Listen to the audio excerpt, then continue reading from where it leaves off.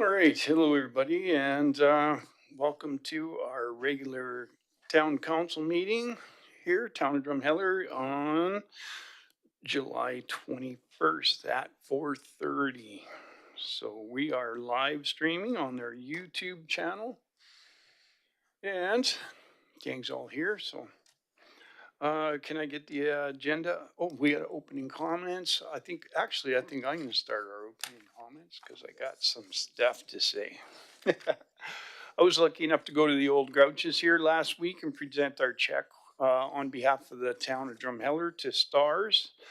It was really cool. Jay and the family there, in memory of Fran, were really going for it this year, and they raised I think it was a little over $17,000 uh, for Stars. So that was a huge, it's a huge thank you to everybody that was involved for supporting them and, for supporting Stars here. So, and another one, our second thing I was going to talk about was we're starting to see some advertising from that circular materials, the provincial what do you call it? Our extended producer responsibility recycling initiative here. So the curbside recycling is coming to the valley on October 1st. It's pretty cool. There is a lot of, pretty much everything that pretty much everything will be recyclable. So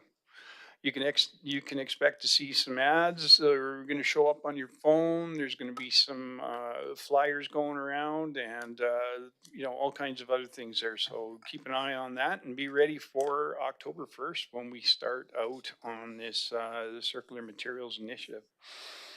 All right, that's it for me. So, Councillor Hardy. I have the Recreation, Arts, and Wellness exhibit is seeking vendors to participate in the September 9th event at the BCF. We have it on good authority that circular materials will be present at the event. Residents who have questions can come to the BCF from 4 to 7 p.m. Check out their booth, among many others that will be attending to promote what they do in the Valley. This event brings together local organizations, committees, businesses, and clubs to showcase a wide variety of programs, services, opportunities available for residents of all ages. So if you are a club, a committee, or nonprofit or service provider looking to reach a broader audience, check out drumheller.ca for a vendor application or visit the BCF. Thank you. Thanks for that. That sounds like it'd be pretty informative. Eh? All right, Councillor Hanson. Well, we have another car show coming up this Saturday. We've got the show and shine at the Homestead Museum. Come see the vast display of vintage cars and trucks from far and wide. There will also be a barbecue, silent auction, 50-50 tickets, DJ, and don't forget the Homestead Museum. They have a children's play area inside of there now. And you can go in there, and it'll be Saturday, July 25th from 10 a.m. to 3 p.m. And I just want to add in there, I was there last weekend for their tractor show and equipment show, which was fantastic. And again, I had a burger and ice cream there, and really good burger and nice and cold ice cream. Yeah, that's always a good show because you got lots of trees in there and everything, so it's nice and cool. Nice way to spend the afternoon over there. Right on. Thank you, Councillor Kalafa.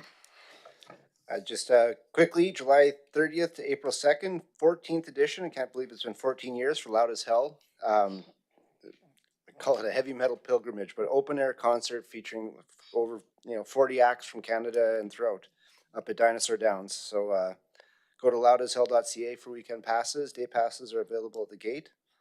Yeah, it's amazing that this has endured, and it's a great show. Right on. Yeah, no, that should be a good time for the metalheads. All right, Councillor McNeil. Yes, thank you. Well, come on down to the plaza downtown on Friday and Saturday evenings for some great music. It's a free event in a beautiful setting, and I enjoyed myself there immensely. Last Saturday night, the music was absolutely terrific. This weekend's lineup includes Mike Szabo on Friday. Mike is a folk singer from Red Deer. And then on Saturday, it's Kaylee Jade. Kaylee is an alternative folk singer. Oh, I don't know what happened there. Sorry about that. And then on August 1st and 2nd, on the Friday and Saturday of the long weekend, it is the Dancing with Dinosaurs Indigenous Festival that's taking place at the BCF and Centennial Park from 11 a.m. to 5 p.m. each day. So stay tuned to the Dancing with the Dinosaurs Facebook page for more information. Cool. Thank you for that. That's all cool lineup at the. I was going to try and make it down this weekend, but I didn't. But right on, Dancing and Dinosaur should be good too. Councillor Miller. Yes, thank you. I've got another music announcement. Wayne Stock is coming back this fall, Labor Day long weekends, out in Wayne from September 4th to 6th. There's going to be 3 days of live music, camping, food, and of course the unique atmosphere of the Last Chance Saloon. There will be a lineup of diverse Canadian artists across multiple genres, and if you'd like to get tickets, you can visit www.visitlastchancesaloon.com. All right, thank you for that. There's always some great music in the valley here. Those are just a few of them. Councillor Zarisky. Yeah, thank you. The Town of Drumheller Parade Float, recently featured in the Calgary Stampede, the Dino Drifter, is actually wrapping up the last leg of its 26th tour at the Strathmore Stampede on August the 1st. Parade kicks off 9 a.m. Will be live streamed on the Strathmore Stampede's YouTube channel. If you're visiting the Strathmore Stampede, which is a great stampede, be sure to cheer us on, and there are prizes. And I'd also like to congratulate and thank the Badlands Amphitheater for their 35th year of hosting the Passion Play. It was a very successful 9-performance season. They brought in over 5,000 visitors to the valley, and they had one of the largest attendance on one of the evenings since COVID. So it's kind of coming back. So thank you to all of the many volunteers who helped put on the Passion Play. Great venue, great show for sure. All right, that's it for our announcements here this week. Now we're on to the agenda and any amendments. We do have some amendments on it. Yes, thank you, Your Worship. There is an amendment to the agenda for the closed session. Administration would like to revise the closed session agenda items to include ATI exceptions to more accurately reflect the matters intended for discussion in closed session. With Council's permission, administration would like to propose that item 6.1 be revised to read personal as per ATI 20, disclosure harmful to personal privacy, ATI 22, confidential evaluations, and AT 29, advice from officials, and also that item 6.2, land and legal as per ITA 19, disclosure harmful to the business interests of a third party, ATI 20, disclosure harmful to personal privacy, and AT 29, advice from officials, and ATI 32, privileged information. Okay. Can I get a motion to adopt the agenda? Councillor Miller. I move that council adopts the agenda for the July 21st, 2026 regular council meeting as amended. Thank you. Seconder, Councillor Zarisky. All in favor? Okay, motion carried. All right, adoption of the minutes from July 7th for a regular council meeting. Item 4.1. Can I, Councillor Kalafa? Just one amendment. In attendance, I'm listed as deputy mayor. Even though our current deputy mayor wasn't at that meeting, I don't know if that. I'd just make that quick amendment would be great. If so, I would move that the minutes from the July 7th, 2026 regular council meeting be approve the minutes from the July 7th, 2026 regular council meeting as amended. Okay, thanks for that. Can I get a seconder? Counselor Hanson. All right, all in favor? Okay, all in favor, motion carried. All right, infrastructure, we down to, do we have any, nothing from administration, eh? No, okay, so infrastructure services 5.1. Is that gonna be you or? Thank you, Your Worship. That is going to be me tonight. Okay, I will be wearing two hats, and I will move for the second presentation to the front of the council chambers. We're going to talk tonight about the water servicing master plan. So this was originally presented back to council in 2004. What we're looking for is to actually reintroduce this master plan to this current council to kind of give you an idea of what this master plan entailed, some of the things that came out of the master plans, the cost associated with this master plan.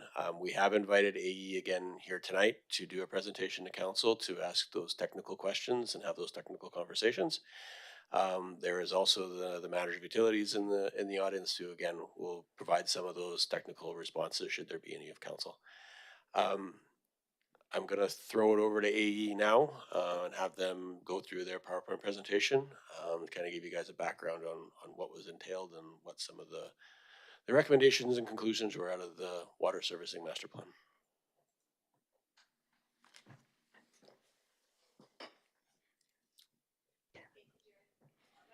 Wonderful, thank you. I'm not sure if everyone can see me.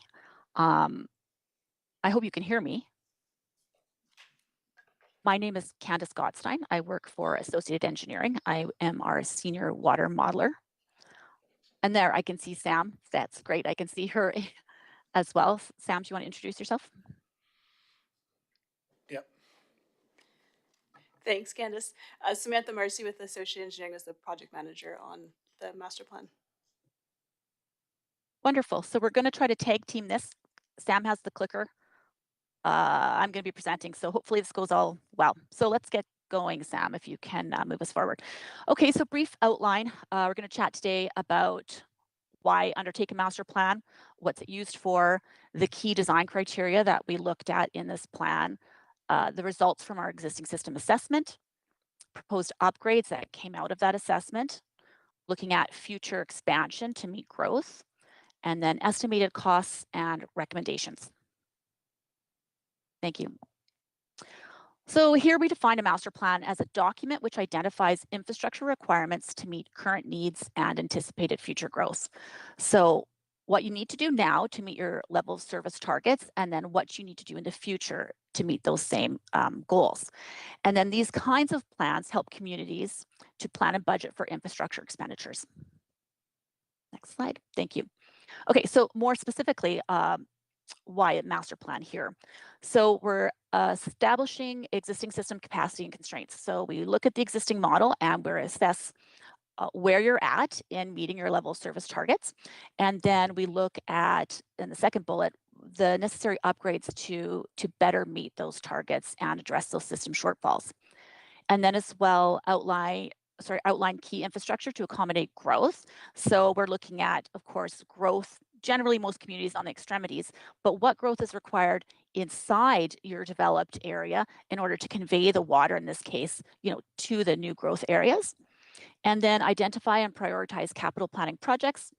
And generally, this document is meant to help guide infrastructure upgrades and expansion.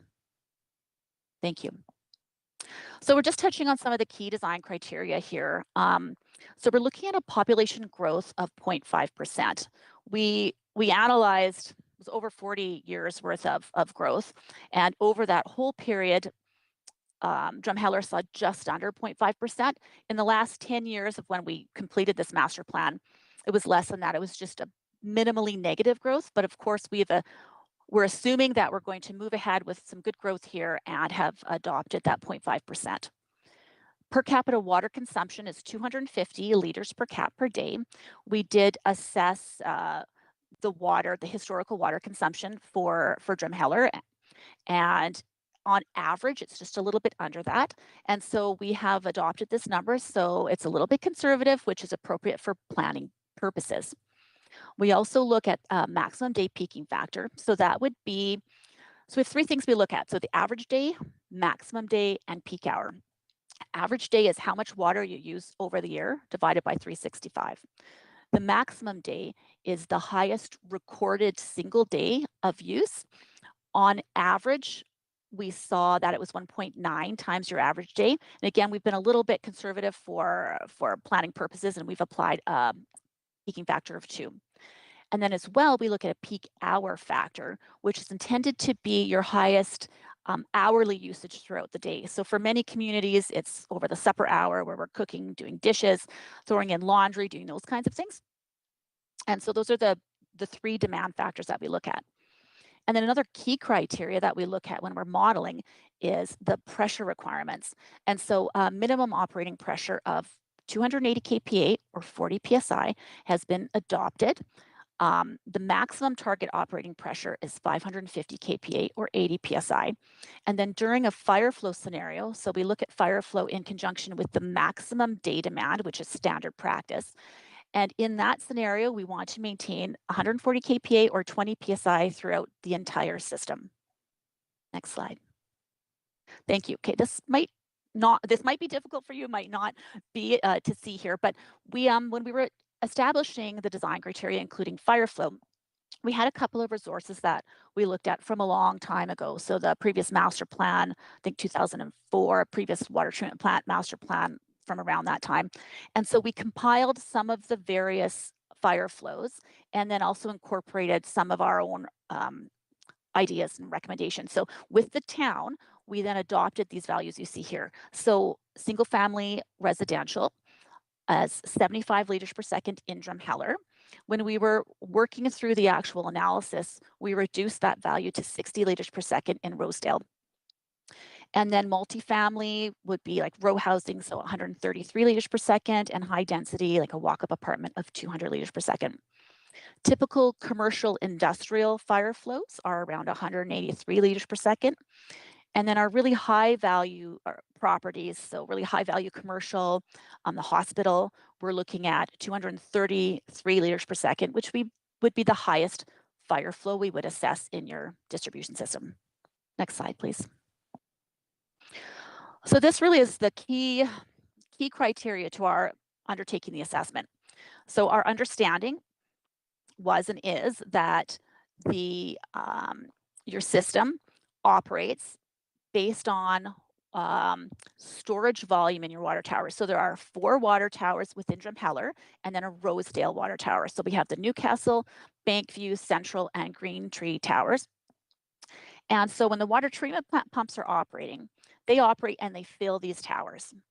And then when the towers hit a certain level, the water treatment plant pumps turn off and then the water levels fall. So it works like that. And so we didn't have that information in the water model that we that was provided to us, which is, of course, is very, very, very old. And so we endeavored to develop this so we had some sort of basis to then assess your distribution system. So our understanding from operations is that when the town storage from these 4 reservoirs falls to 6,900 cubic meters, that the water treatment plant pump would turn on and then it fills until that overall hits 7,900 cubic meters. And so based on the information we had available for the base and the top of the towers and then their overall storage, we've estimated approximately where that storage volume would fall in regards to actual elevation. And so we've determined it'll be around a high of 722.1 meters and a low of 720.9 meters. So this is the basis for our analysis, so that when water towers are filled or totally full, they're at 722.1 meters. When they're low and we're calling for the water treatment plant pumps to turn on, they're at 720.9 meters. Now, before we move on, something a conclusion we drew from here is after we drew out our schematic, which is not perfectly to scale for sure, but we found that that operating band was higher than the Newcastle Tower top elevation at 720.64. Of course, that seemed very strange. But operations was able to confirm that the Newcastle Tower rarely operated, at least at that point in time. So it rarely operated, so which really confirmed our assumptions. And so we did move forward with these base assumptions into our modeling. Next slide, please. So we pull all this information, we updated the WaterCAD model, which was there before, and 20 years worth of growth and upgrades and stuff. So we did that. We updated it with the demands that we looked at before, so based on the per capita consumption and the peaking factors. And then we run it and we look at these results. So this is where we try to identify how well is your system meeting those level of service targets. How well is that pressure falling between 40 and 80 psi, and how well is the system meeting the fire flow? So in terms of pressure, if we look at the peak hour demand, which is kind of your worst case, highest demand, normal operating condition, we found that 20% approximately of the model nodes were falling below that target minimum pressure of 40 psi. In terms of fire flow, we found that 25 to 30% of the nodes in the system did not fully meet the target fire flow. So this can be a little misleading because not fully meet, if we're trying to hit 183 for some commercial industrial and you hit 182, you wouldn't fully meet it. But on the other side, there could be a number of locations which had very, very low fire flow. So we'll show you the results in a second. But approximately 3/4 or so met the target fire flow. We found that there's sufficient pumping capacity at the water treatment plant to meet the peak demands for Drumheller and the regional system it supplies. And then we also were not able to find any sort of record drawings for the Huntington Booster Station. So we were dependent upon the information that was included in the model from before, which was 2 decades old. And that model only identified domestic water pumps, so nothing large to meet a fire flow. So our understanding is there was no fire flow pumping at the Huntington Booster Station. And then we found that there's sufficient treated water storage at the water treatment plant and water towers. However, if you recall that figure we were just looking at, a lot of that storage is located below kind of your normal operating band, which is not unusual. But as you start to deplete and you go lower and use this lower storage, of course, the pressures are going to get lower and lower and lower. So when we were looking at the peak hour demand, which is this top set of information where we find there's low pressures, if your storage falls below that operating band we were looking at, pressures would get even lower, so which would be a concern. And then we were asked about, at the time, the development for Elgin Hill and how that would be met in terms of the existing scenario, the existing operation. And we found that in order to have some minimum pressures there, that another booster station would be required in that specific area. Next slide, please. Okay, this is very difficult to see, obviously. Pretty small figures, but your master plan's online as far as I understand. So you can look it up and zoom in and it'll be easier to see. I'm going to look on my side so I can communicate information. So if I'm turning my head, that's what I'm doing. So we found that there were low pressures up along that North Dinosaur Trail up to the museum, very low pressures. And then also a little bit in your west end, but primarily there was a lot of low pressure just surrounding that Huntington Booster Station. So the Huntington Booster Station, we can see on the south, it's got some nice green nodes. So if we look at the legend, the green was our key target between 50 and 80 psi, which is generally considered to be the most comfortable operating pressure for the users. But all around that, we see these dark colored red and purple nodes, indicating that pressures are below that target 40 psi. Yep, and that's good. I think we can move on to the next one. Thank you. And then around Rosedale, we see the same thing. It's a little bit closer, so we can see a little bit better. But we see a number of areas where there's pressures below 40 psi, so some purple and pink areas. And this is due to really the same condition, is that the Rosedale water tower is just too low to provide any pressure beyond that. And that was the same as in Drumheller. I should have explained why the pressures were low. The pressures are low because we're dealing with that band that we established where we believe it's normally operating. The pumps turn on and turn off. And that water elevation is what results in these pressures. So we run the model at that water elevation essentially, and then these are the results we see. We had information from hydrant testing, a ton of it throughout the town, and we're able to corroborate a lot of this with the hydrant testing. Okay, existing fire flow results, perfect. So fire flow, again, this is a little bit tricky to see. This time, instead of just saying how much fully met the target versus like basically pass or fail, in the report, we show it more as what percentage meets or what percentage of the fire flow could these individual locations achieve. So if it's green, it means we've exceeded the fire flow, met or exceeded the fire flow requirements, which change. So in a single family residential area in Drumheller, that's 75 liters per second.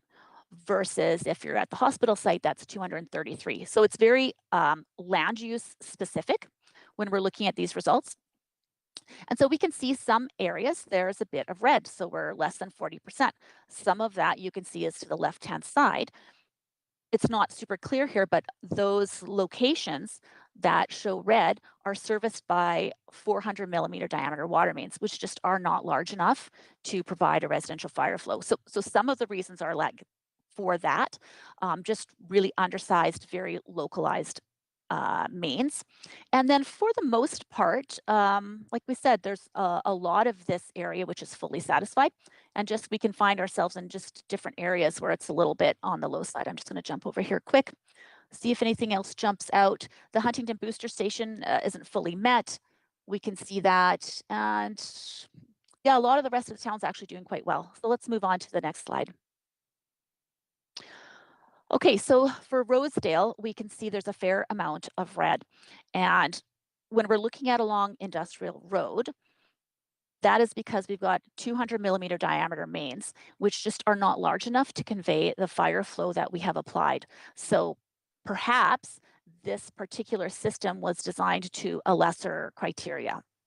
And then as well, we can see in the central area, we've got some locations that fully don't meet it either, and some of that is just due to some very small water mains.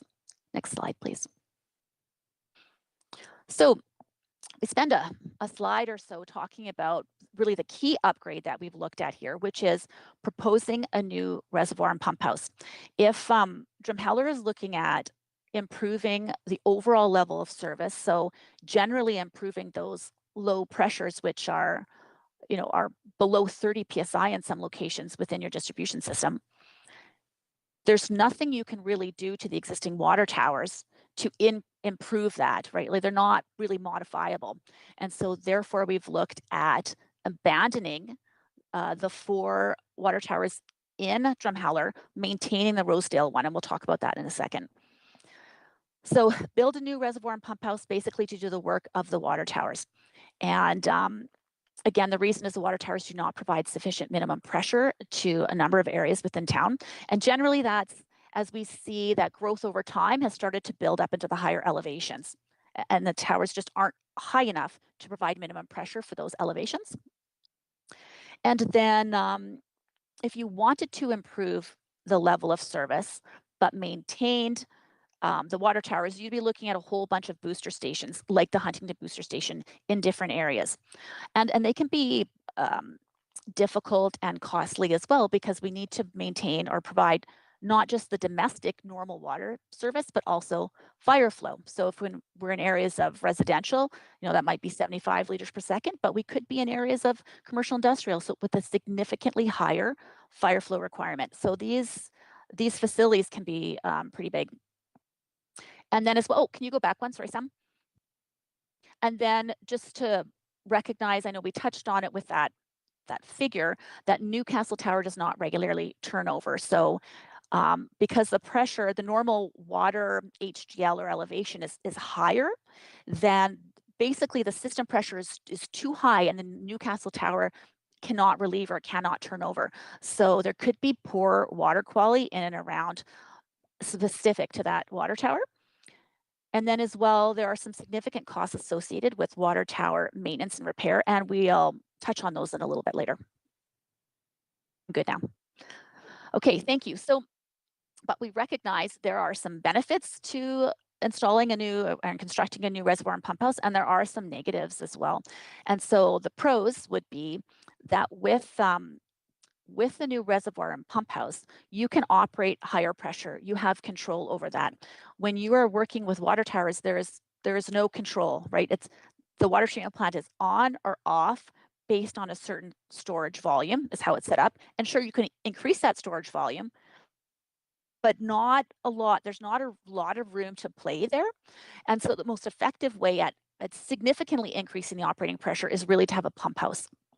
Also can improve fire flows. We have 2 locations with fire pumps, so we can basically attack the fire from a couple different sides.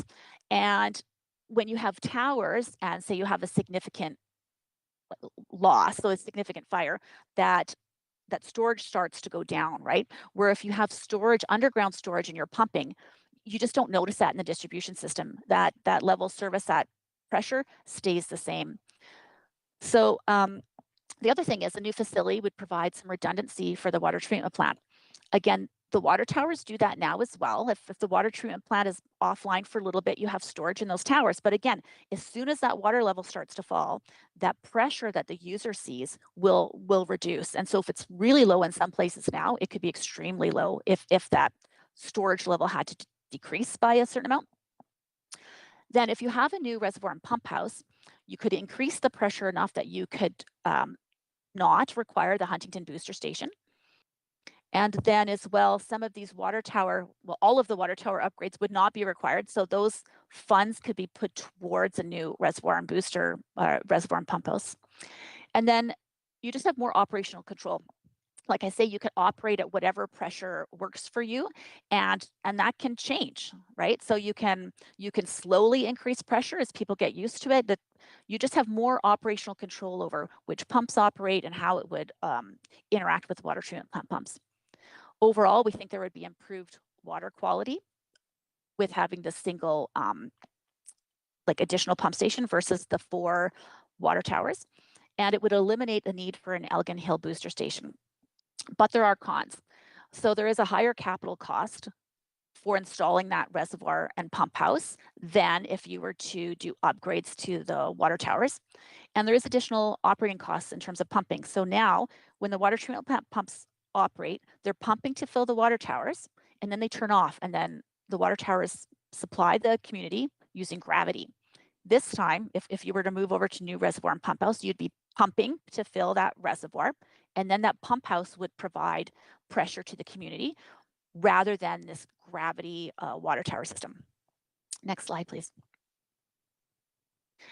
And so other really important upgrades is twinning of the supply main from the water treatment plant. When we were undertaking this work, we understood that there's concern about the condition of that existing supply main. And so that was a priority, is to look at twinning that.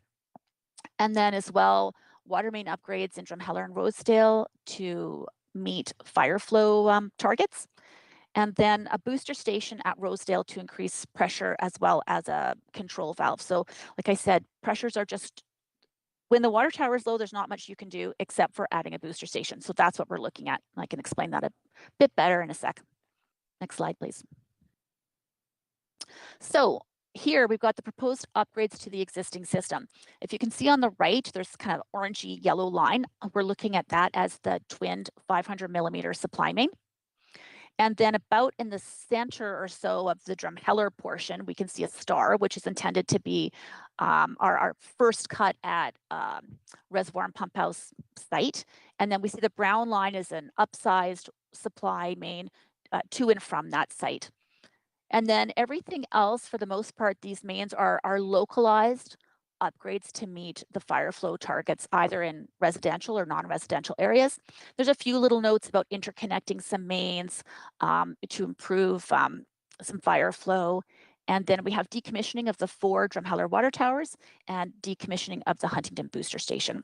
We can see in Rosedale, again, there's quite a lot of upgrades that would be required to meet the fire flow level service targets should you choose to. Next slide, please. So for expansion, there were 2 stages essentially. We called priority development and ultimate growth stages. So these were established from your municipal development plan that had 3 levels of development essentially. The level 1 was the easiest to develop, level 2 was a little less easy, and level 3 was the most difficult areas to develop. So we took all of the level 1 areas and some of the level 2 and put them in the priority development. Everything else was added to the ultimate growth stage. And so then when we're looking at expansion, we're looking at local, very high level local water mains in these growth areas, and then water main upgrades within the existing system to support that growth. And then we note in the master plan, specifically for each area that we looked at, if additional infrastructure could be required. If it was just a portion of those new development areas were just too high in the hills and could require a booster station or maybe a low pressure, like trickle fill water system, something like that.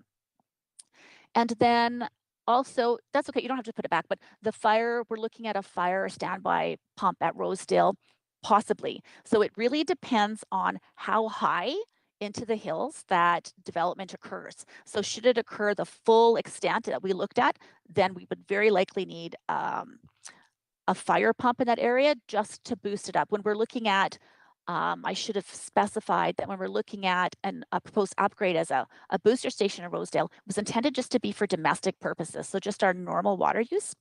And then we have in our long term, again, depending on how development occurs, we may need a fire pump or a standby pump to achieve that. And then these are some of the cost tables that we pulled out of the report. So on the left-hand side, I believe is our summary.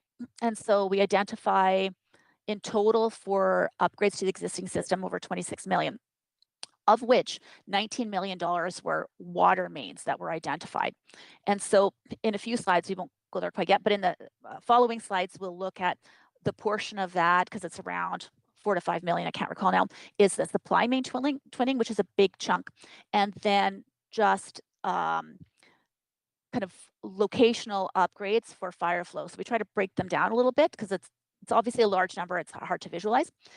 And then the rest of the upgrades, we have a cost for new reservoir and pump station.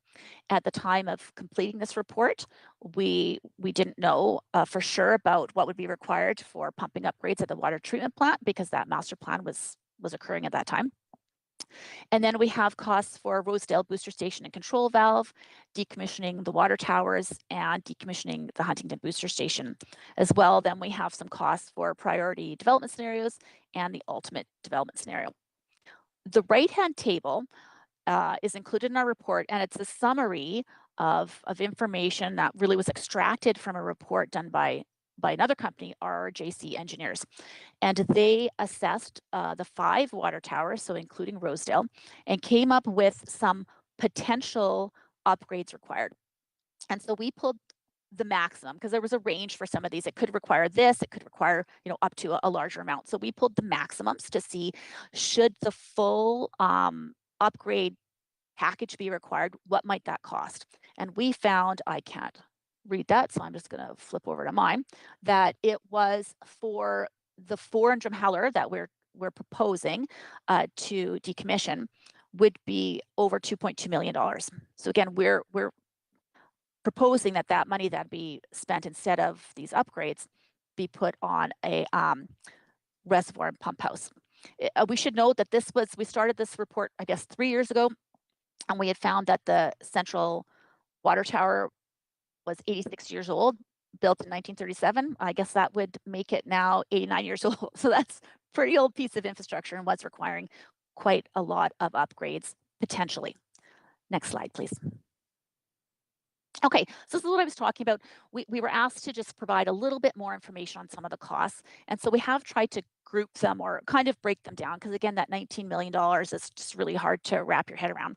And so the supply main twinning on the right, so about 5.5 million we had estimated at the time, and that's for that 500 millimeter twin supply main. And then other pipes that we see in the east side, so they're the light blue or the cyan, and then the magenta. Those are all intended to meet the fire flow targets. So they can be undertaken, over a period of time.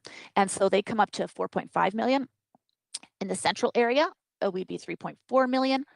And then, Midland Vale and Nehill, about 400,000. And then to the far west, about $750,000.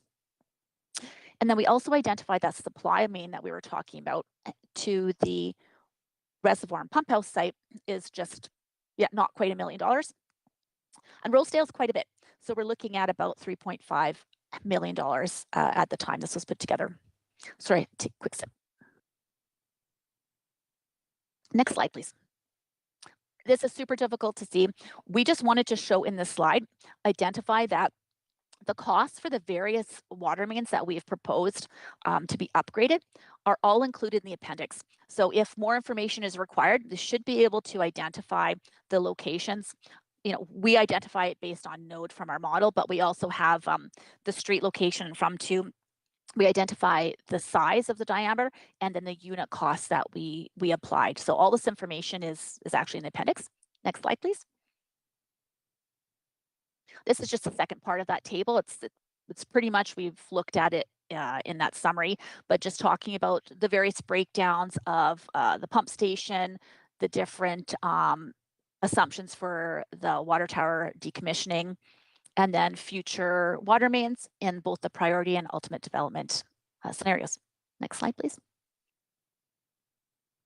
Okay, so in terms of implementation priorities, our understanding when we were developing this plan was that the supply main was considered to be a large risk. And so we've identified that as kind of the number one priority that we saw at the time. So reducing the risk of supply interruption via a break in that sole supply main. Secondly, it would be improving the level of service. So the pressure that your residents see or experience every day. So looking at improving that and increasing it would require construction of the reservoir and pump house as proposed.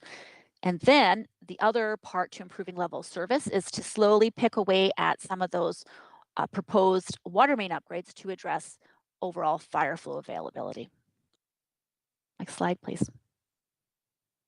So recommendations and next steps. So we recommend that you proceed with the recommended upgrades as outlined in the master plan, including the new supply main and a proposed reservoir and pump house.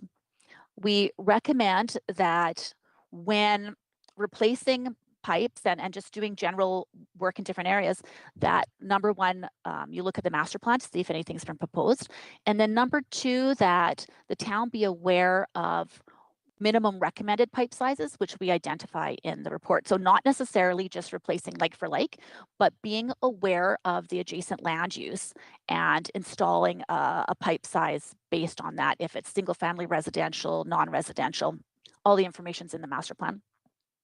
We also recommend the town undertake a hydrant coverage review, which was not part of this scope of work, but that's where you look at where all the different hydrants are located, what land use they're to service, and then ensuring that there's good coverage throughout town.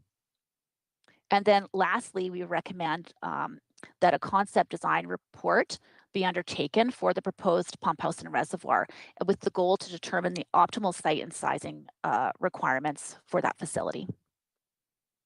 I think we're, on to questions. Do you have any questions for Samantha or myself?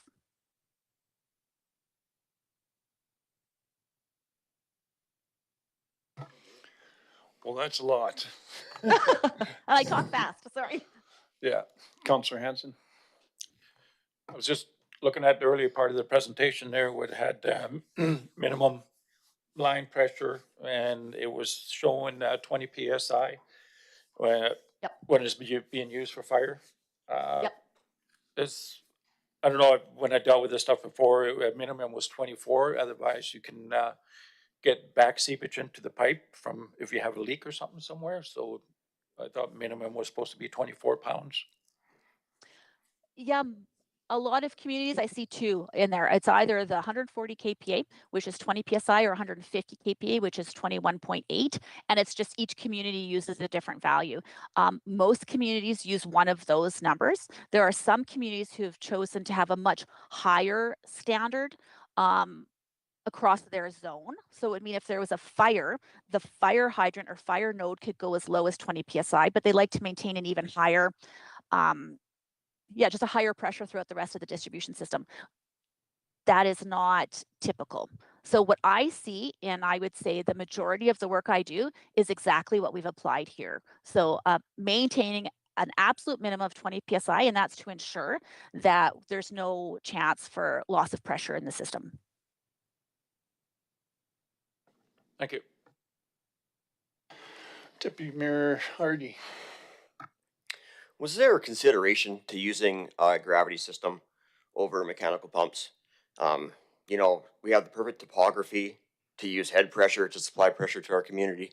As far as I know, too, gravity is free. Mechanical pumps break down, require maintenance, cost money to run. Yes, absolutely. So the master plan itself looks at that. Our original approach was to see what we could do with the water towers. I can appreciate it can seem absurd to suggest decommissioning of those 4 water towers. We didn't suggest it lightly, but we looked at how we can improve the level of service. We looked at what, we had heard about water quality in the system, and there's just not a lot you can do. Again, we can keep those towers. We can look at kind of like Rosedale, where it works because it's one tower and we're moving down the line. So we can have the tower, we can have a booster station that will then increase the pressure coming out of the tower. So it's really not that big of a deal. That tower doesn't even matter, it's elevated, it could have been underground. But when you have the whole town with 4 of them, it would be extremely difficult to develop a whole bunch of pressure zones and extremely expensive to isolate. So you have to disconnect all these mains physically, right? If you want to have a separate pressure zone. Again, you have to put in pumps in order to meet both your domestic and fire flow. And I guess to get back to your actual question, did we assume just gravity? To stick with just the plain gravity would mean accepting the level of service you have. If you accept it, stick with it. Our job was to identify improvements to meet the target level of service. So the target criteria that we had established working with the town at that time. So that was to try to achieve a minimum of 40 psi during normal operating conditions. And so that's why we really were left with little choice but to look at a pump system, because the gravity system was not going to meet that basic criteria. So I do understand that our current system is not up to standards. And even if we built a new central tower, why couldn't we just build it higher up the valley to supply the head pressure? That is an option. You could certainly do that as well. You could build 1 or 2 large towers, whatever, up the side. And yep, that is a potential option. That is not what we looked at. Part of the benefit we saw of a reservoir and pump house is we could locate it reasonably centrally, right? And obviously with a tower, you're really stuck putting it up in the higher elevations, or it would be absolutely massive. And so there is some benefit to, we actually placed it kind of 2/3 down the distribution system, and it brings the water closer to where, like, to the extremities where a potential fire could be, because there is a lot of losses or head losses that occur through the lines. Like, you lose a lot of pressure when you're pumping from the water treatment plant. You've got a very long system, right? So we were trying to strategically locate another source just farther down the system. So that was part of how we had this initial siting. Councillor Zarisky. Yeah, thank you for the presentation. Very detailed, very interesting. I guess I'd first begin with, I hope you appreciate that we have, like every other municipality, an infrastructure deficit. And the water part of it is just part of it. And so quite frankly, I think council's getting a little numb, getting all these studies that say, well, we got to do this for 27 million, or we got to do this for 20 million, and so we're looking at this as a part of a big picture, I think. And again, I hope you can appreciate, we have roads that need repair, we have sewer lines that needs repair, we have equipment that needs replacing, and this is just part of what we call the infrastructure deficit. One of the things I think people have to appreciate as well is that this is 27 million or so at this time, and every year that we delay this, it will be more and more and more and more. And that's what happened with a lot of our infrastructure over the last many years. We've kind of put off, we've delayed, we didn't have the money, and it just gets more and more and more expensive. So when we look at this 27 million for this, that sounds like a lot. But if we put it off for another year, it'll be 30, and if we put it off for another year, it'll be more. So I hope people realize that these infrastructure things aren't going away. They'll need to be addressed, and the cost of replacing and fixing and changing just goes up and up and up. The one thing you did kind of mention was, first of all, the growth of the community. I think your statistic on the 0.5 is a little old. Over the last 3-4 years, at least, the community has actually grown a fair amount. So that's a little bit low. I was also wondering if you took into consideration, we've had some questions about a west water line. So a water line that goes to the west boundary of Drumheller.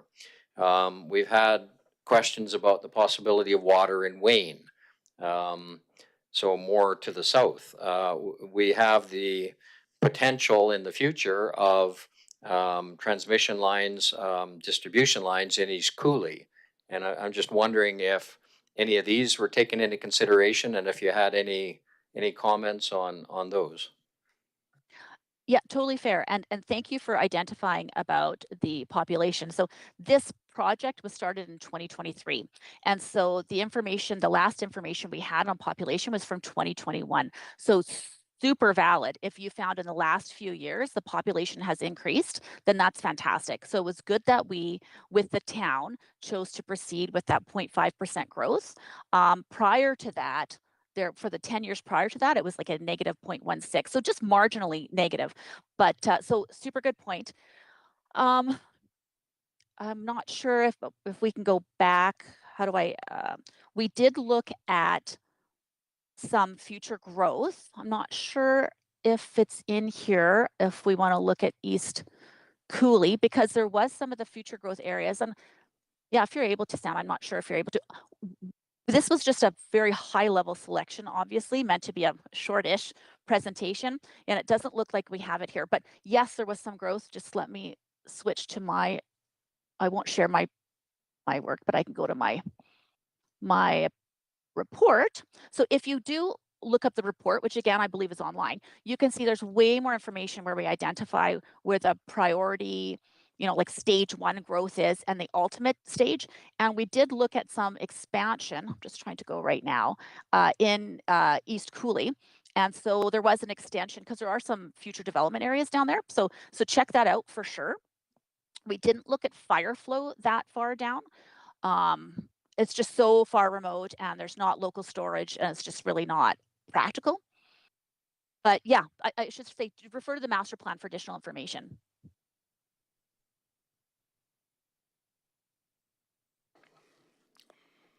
Councillor McNeil. Yes, thank you. I appreciate the presentation and all of the information.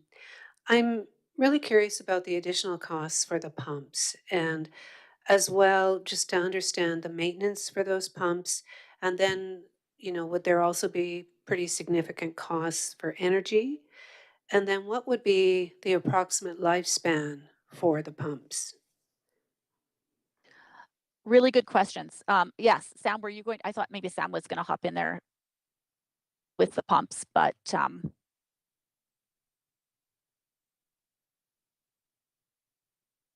I can't hear you. There would be increased energy costs for the continuous pumping, as Councillor Travis had pointed out, as compared to a gravity system. And I'm sure one of the slides we did note that as one of the cons for that. Pumping operation can be typically 25 years for pumps. They do require maintenance within that period, though, as well. Okay, thank you. And so approximately 25 years. And how many pumps would there be? That's difficult to know right now. I guess that would be part of this concept design. We would look at that. We would for sure need at least one larger fire standby pump.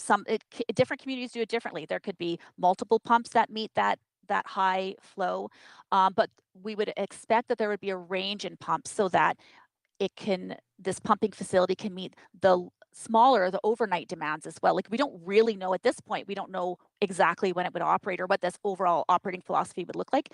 But what we see typically in these pump houses is a whole suite of pumps that can meet a range of demands. Is that fair, Sam? Yes.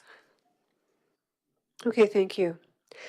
I'm also interested about the decommissioning of the water towers and what that would entail.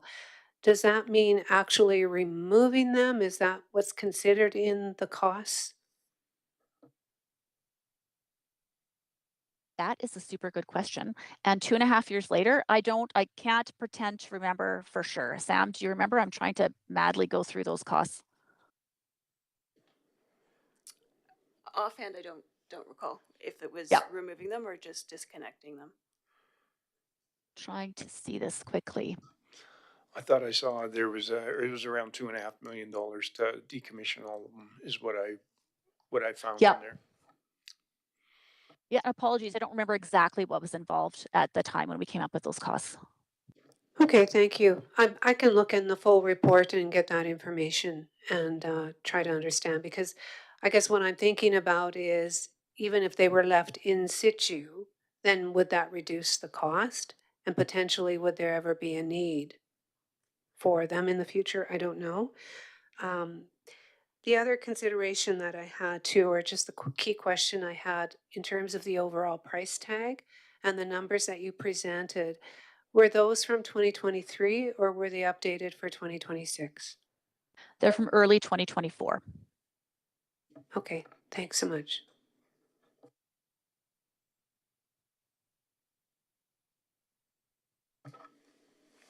Anybody else? Councillor Kalafa. This my question for administration. Like this we had adopted this in 2024, but none of it's been built into anything that we're doing yet at this point. So, through the chair to Councillor Cloffa, that is correct. They will be introduced to the 2027 budget for discussion, but they have not been included yet as of today.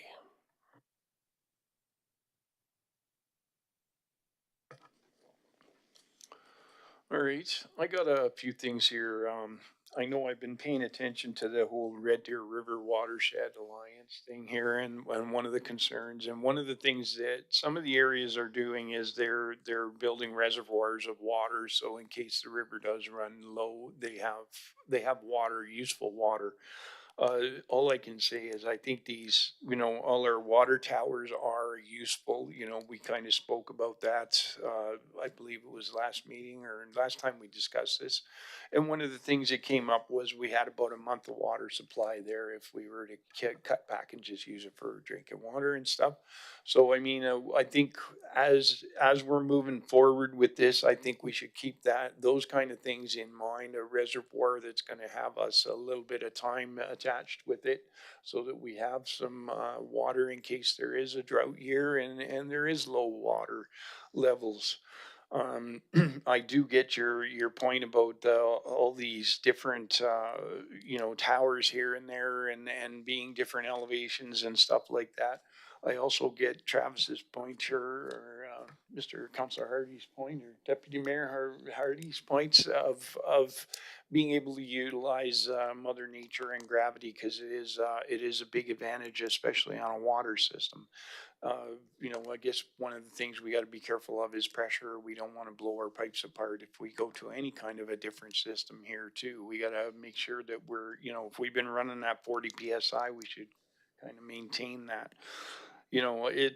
There's just so much in this. It's a super involved, report that you guys just presented, and I know it's a few years old, but I understand this is huge. This is a lot of work, but the first step is always the first step, and we gotta look at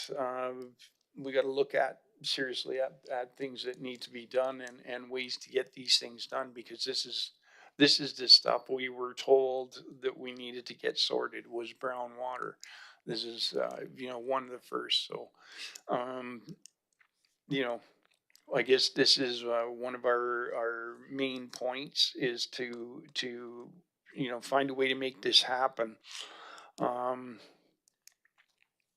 what else? What else? Elgin Hill, we need a booster station for up there. That's something that we got to think about with, looking at economic development and getting that neighborhood built. That is quite a few people are pretty keen on getting that going. But if we need to put a whole new setup over there, there's another thing, right? So it's all things for us to remember and to keep in mind as we're posturing to get these things set. Councillor Kalafa. Just quickly, addressing a couple of your questions. If we went to a single reservoir with a pump, how would that compare with the existing capacity that we have? Would we have more capacity in a single reservoir, or? Yeah, I can respond. I couldn't see if Sam was going to do that or not, but we can design whatever we need, right? Yes, you've got what we assessed in when we were looking at storage is we looked at that operating band and we said you're already at minimum pressure. Like, it's tricky. We can let that lower and use some more storage, but we're starting to really affect people's supply pressure. So we allowed the storage in those reservoirs to fall a whole extra meter. And so we found when we did that, so we include that operating band plus a drop of another meter, that you essentially have enough storage in the water treatment plant and in those towers to meet the long-term needs. And so we had looked at, I think, 25 years or whatever. So we would propose, when we were looking at the size of a future underground reservoir, would be similar, again, whatever you need to meet those 25 years. So we would design it appropriately for that. But so I know there's a perception, and there is a ton of stored water, but we just have to remember, as you start to get lower, the associated pressure falls significantly too. So although it's there, is it all really usable? Maybe not. And I guess my other question is, when we talk about emergency capacity, in practice, would that not sort of be more of the utility of the raw water storage reservoirs that we pump directly from the river to contain water in low times, as opposed to in this actual system, or?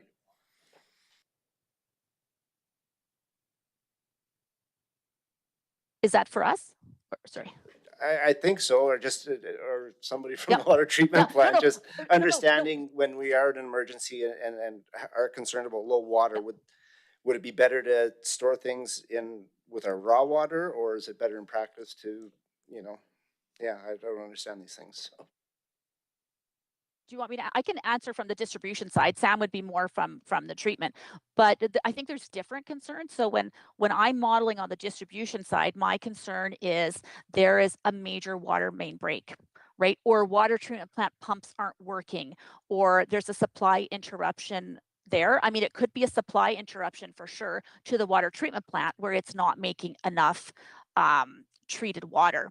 I think Sam could probably answer better on the supply side. But yeah. Yeah, from a source water perspective, when you've got low flows in the river, you would utilize your raw water storage capacity during those times. You also need to be, those reservoirs also help from a treatability perspective. So you're drawing water when the water quality is improved, and you fill your raw water storage reservoirs, and not during poor water quality periods as well. All right. Councillor McNeil? Thank you. I just have one other question. I noticed it in the 2024 request for decision, and there was a reference to the water treatment plant master plan because it was just related to the actual size of the reservoir.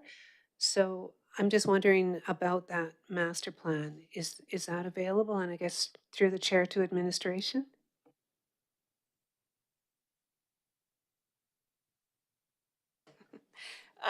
The water master plan is in the works. It was put on hold for a period of time, but we are working with the town presently to complete that and make it available. Okay, excellent. Thank you.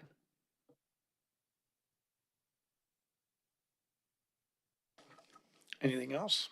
Anybody else got any other questions? It's time to chop up, find out.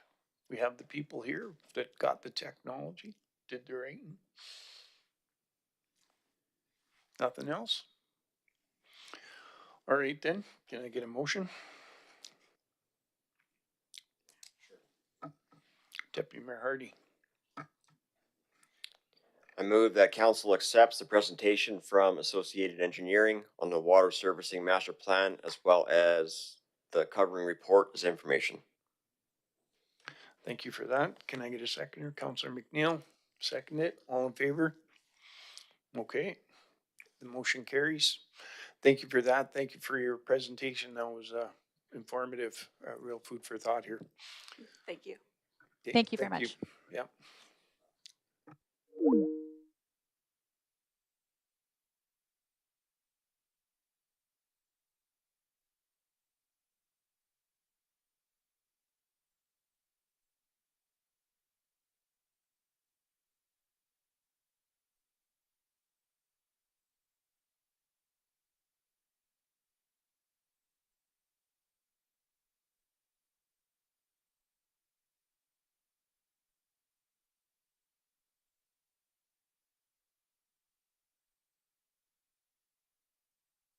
All right, so now we're on to 5.1.2, the Drumheller Water Works regulatory inspection from February 2026.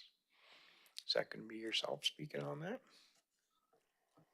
Thank you, Your Worship. Jared Bronstein, Director of Infrastructure Services, and this evening we'll be talking about the Drumheller Waterworks Regulation Inspection. So we get annual inspections from Alberta Environment and Protected Areas. These inspections are used to hold us to account in regards to our operating permits as well as our codes of practice. So annually, the compliance officer comes in, he reviews our treatment system as well as our distribution system from different categories. So these categories include records, monitoring, reporting, preventative maintenance practices, and staffing coverage. So they look at our basically our water utility and see how well we're doing. So what happened in February of 2026, our compliance officer has come in and the inspections were completed. We had no health risks identified as part of the inspection. However, there were some operational administrative risks. So with that, we have to do a 30-day response letter to Alberta Environment, basically outlining how we're going to address their concerns and our deficiencies. So that report has been embedded within the RFD tonight. I'm hoping you have all read it. So now it comes down to the question of who has questions, and we're here to discuss that report. This is the first time that administration has brought this forward to council. This is part of our effort to provide the information you guys need to make decisions. So this will be happening annually. We will be providing annual reports on our inspection purposes. This will also help you guys drive budget discussions. So seeing, where our deficiencies are and the challenges we face as a water utility, and go from there. So is there any questions of council tonight? Councillor Zarisky. Yeah, thank you. So I guess the way I describe it to people who complain about the water is, the water coming out of our water treatment plant is pretty darn good. And as per the previous presentation, it's the distribution system, it's the water towers, it's the old lines, et cetera, that kind of cause the problems. Is that a fair assessment? Through the chair to Councilor Risky, yes, that is a very fair assessment. Our water treatment plant produces very high quality water. Our crux is our distribution system. It is aged. It needs some massive help and some major upgrades. We have legacy manganese within our distribution system that's been sitting on our pipes for years. And then the second we go to do any deflushing, that manganese now suspends and we start getting the brown water events. For instance, we could get a water direction change from a fire event. We could get a water direction change from somebody who decides to do a big draw for filling a water truck. So all these things impact our distribution system like immediately. So this is the risk we're at right now. So you are correct. The majority of our issues are the distribution system. Deputy Mayor Hardy. You said that these inspections are annual, correct? Through the chair to council, yes, they are annually. So what possibly happened within a year to be non-compliant this year but compliant last year? So you guys haven't seen the previous ones. Okay. So I guess clarity through the chair to Councilor Hardy, this has been an ongoing issue. We have not met the requirements of inspections for a long time. The reason why this is being brought to council now is we feel that this needs to be brought to your attention. This is about that transparency fact from us to let you know where we stand. Previously, these inspections were done. We mitigated it as best we could and moved on. Now I've gotten to the point as director of the department, I want you guys to be aware of these inspections. So we have not been compliant. We have seen deficiencies in these inspections over the years. Some of them have been, I would say, critical concerns, which caused major corrections in how we manage the utility. We're never going to be perfect. We get that. But there are some certain things that need to be addressed, and you guys need to be aware of them. I think something what you're saying though is it's not critical as far as our water quality. The critical part is the recording and all that kind of stuff that you submit to the government. Is that correct? Yes, Your Worship. So the water coming out of the plant is fantastic. We have no health issues in our distribution system. We're meeting all our minimum objectives, all our minimum concentrations. We continue to struggle with the administrative side, the operations side, not doing our unit of actual flushing programs, not doing our valve turning programs, not doing our hydrant maintenance programs.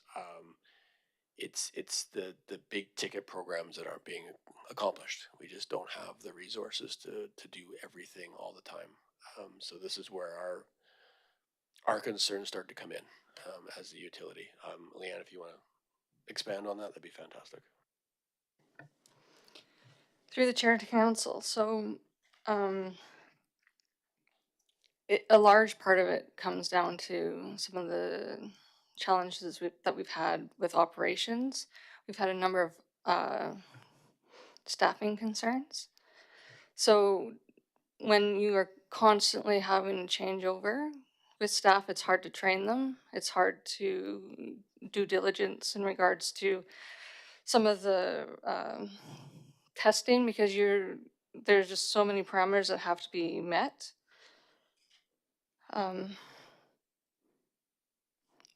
For example, I am the only level 4 water treatment operator in the facility, and there is no backup for me.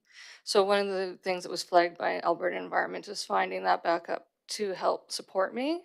So we reached out to surrounding communities to provide that coverage so that if I cannot attend, someone could be there because it's a requirement as per approval. So if I'm not there, that's a non-compliance. So environment will write that up as a non-compliance.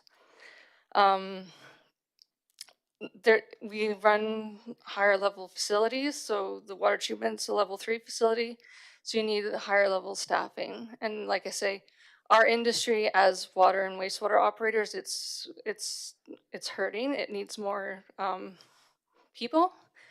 and it's very tough to get them to come to Drumheller, especially qualified ones. So it is a struggle. I can take this offline and we can discuss some of the stuff that I've encountered in my 4 years here, if you wish. But I don't know what else to touch on.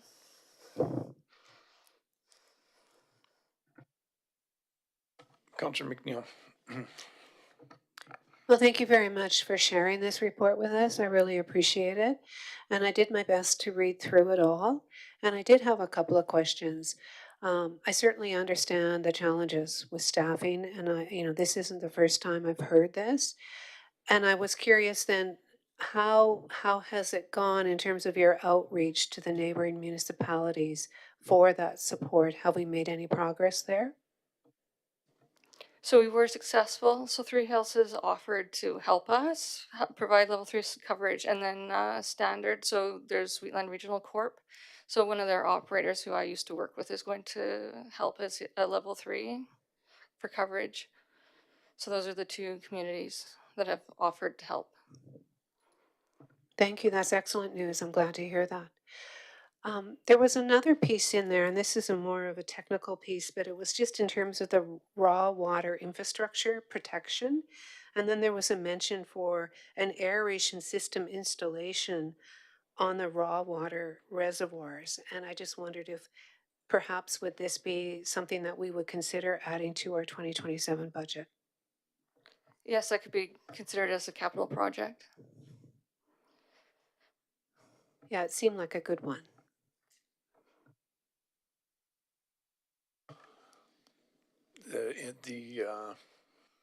I know I get your concern about, attracting workers here and that. I just had the same conversation at the Ford dealer yesterday. It's attracting people it's not just your particular end of things. It's the same all over. As maintenance work anywhere, as far as whether it's a tractor, a car, or a water system. It's finding ways to attract them and make them want to be here. I guess that's our job, is to find ways to attract these people that make Drumheller look good, to make them want to stay here and get a decent job. Because I think you got a pretty good, looking at your system over there, it's a pretty good system. It's a nice facility to work at. So, all right, Councillor Kalafa. Just with this 30-day plan to achieve compliance, did we meet most of it? How far have we gotten along on it? Through the chair to council, yes. So we have picked off a number of those items. So the UV, I like. So I'm just gonna go through this here. So we are in the process of the lead management program and plan. I'm just Jared scrolling through for me.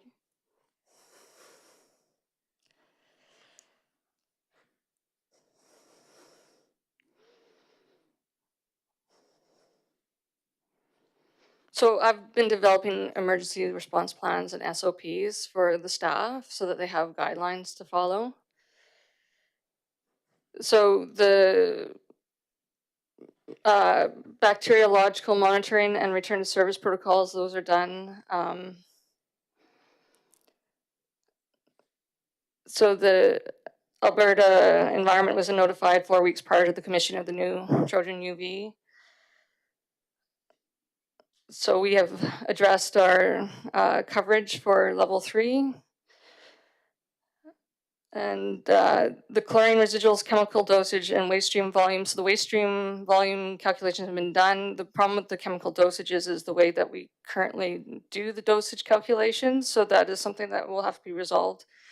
The chlorine residuals is more of a staffing follow-up, but we are working on that.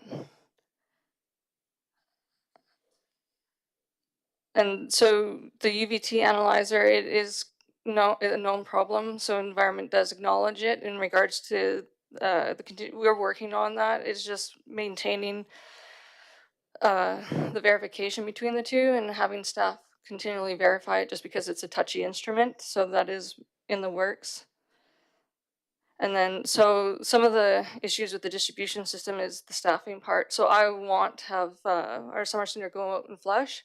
We haven't had the staff for him to go out and flush. So as soon as I have that ability to do that, he'll be going out and flushing. But it's delayed, right? It's delayed work. So we need a cross connection and a flushing, like a unidirectional flushing program, which requires staff. So that part has not been completed, and that is a bigger beast, as you can see with some of the color issues that come from that. No, I appreciate you. Looks like you've made good progress.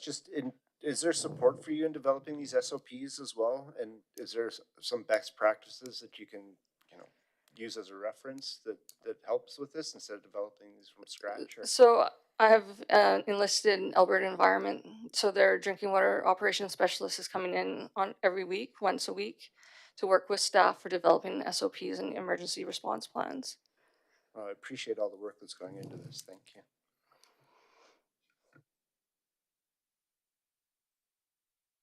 Is a lot of this, is this new requirements?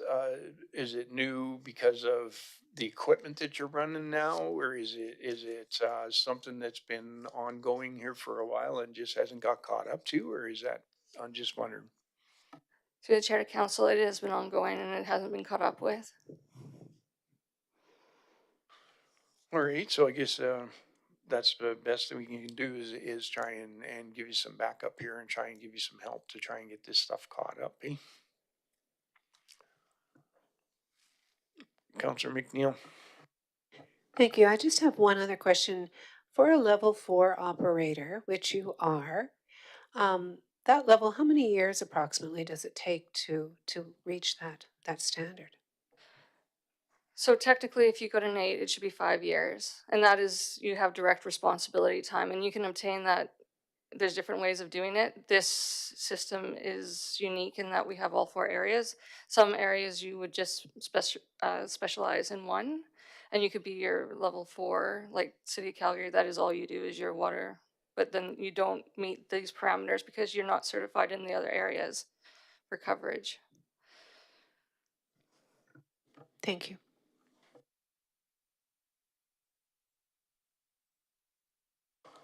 All right, Councillor Kalafa. Just in that same question, I guess in some ways I imagine we're kind of like the farm teams for some of the larger communities, aren't we? That you get somebody trained up and then away they go, right? Precisely. Buddy, it's a pretty good gig. You're not getting dirty. You're dealing with water. It's you got some pretty nice place to work over there, and it's a great area. All right. Anything else? Anybody got anything else on this? Nothing else? Can I get someone to make a motion? Oh, Councillor Hanson. Just a quick question where you mentioned about the water valves and everything, the exercise on that. I know at one time when I did work for the town, they were looking at purchasing. Did they ever buy the electric or whatever they are to do the exercising on a water valve? So you don't have to do 325 turns to move a valve one way? Through the chair to council, we do have that. Thank you.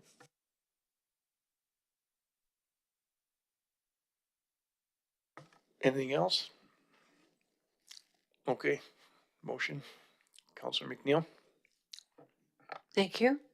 I move that council accepts the compliance inspection of the Drumheller Waterworks System Report presentation as information. Can I get a seconder? Councillor Miller. All in favor?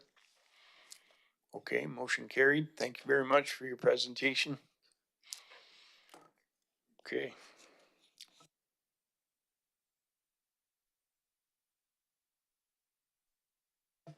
Now we're on to 5.2. What?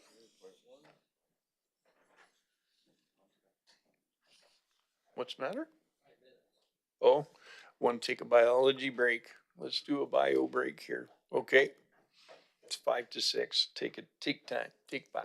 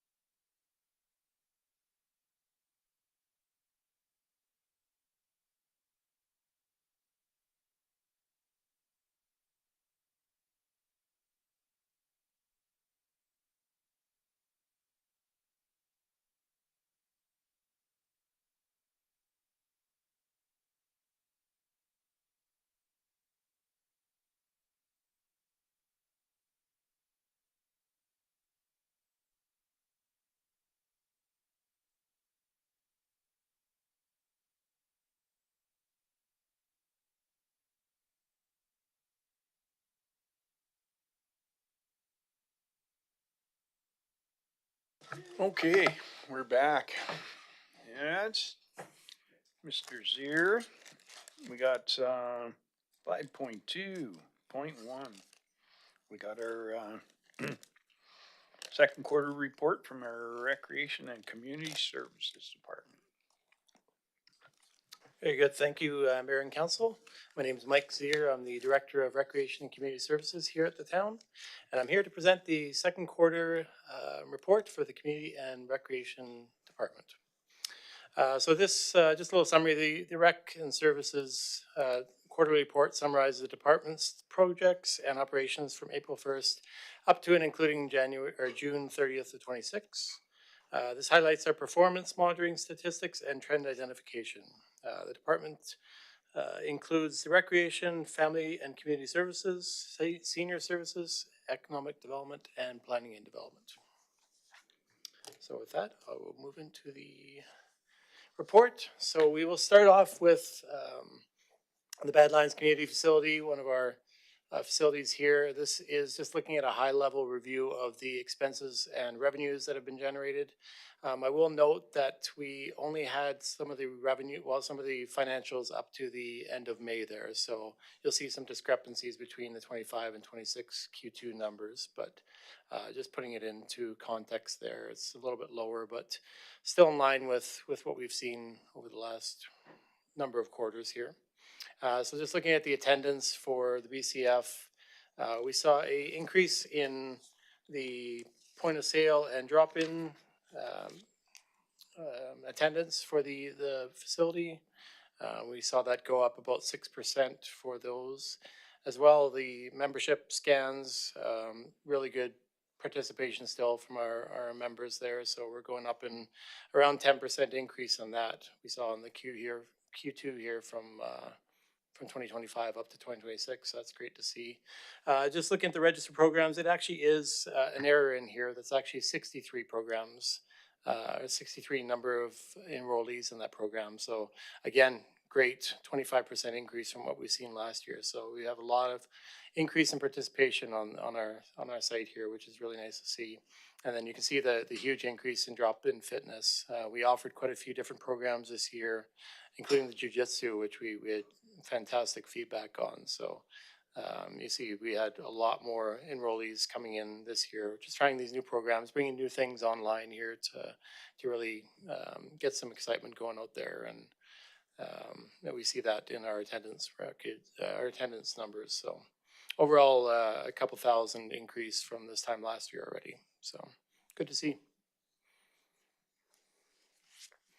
As we move on to Aquaplex, we have a similar situation with the financials there. So you can take those into context there when you're reviewing those numbers. Still pretty aligned with last year from what we can project going forward to the end of the June timeframe there. So looking at Aquaplex numbers, again, we see a nice increase in participation there for drop-ins and point of sales. Large increase in memberships. Swimming lessons, again, were raised all compared to this time last year. So similar to reservations. And the other attendance, I don't actually know the reasoning for that drop there, but I think it's a little bit more tied to the point of sale. So depending on how many reservations we had come in there. So again, just looking, we're continually increasing year after year, it looks like, in our use of that facility. So that's wonderful what we want to see here going, and definitely not going to stop with presenting these new programs and that sort of thing. And if council has any questions along the way, please feel free to stop me and ask them at that time. Question. Has the outdoor pool had to be closed because of weather at all yet this year? Do you know? Through the chair, I believe we did have to close it one afternoon due to thunder and lightning storm. Yeah, but I believe it's just the once from what I understand.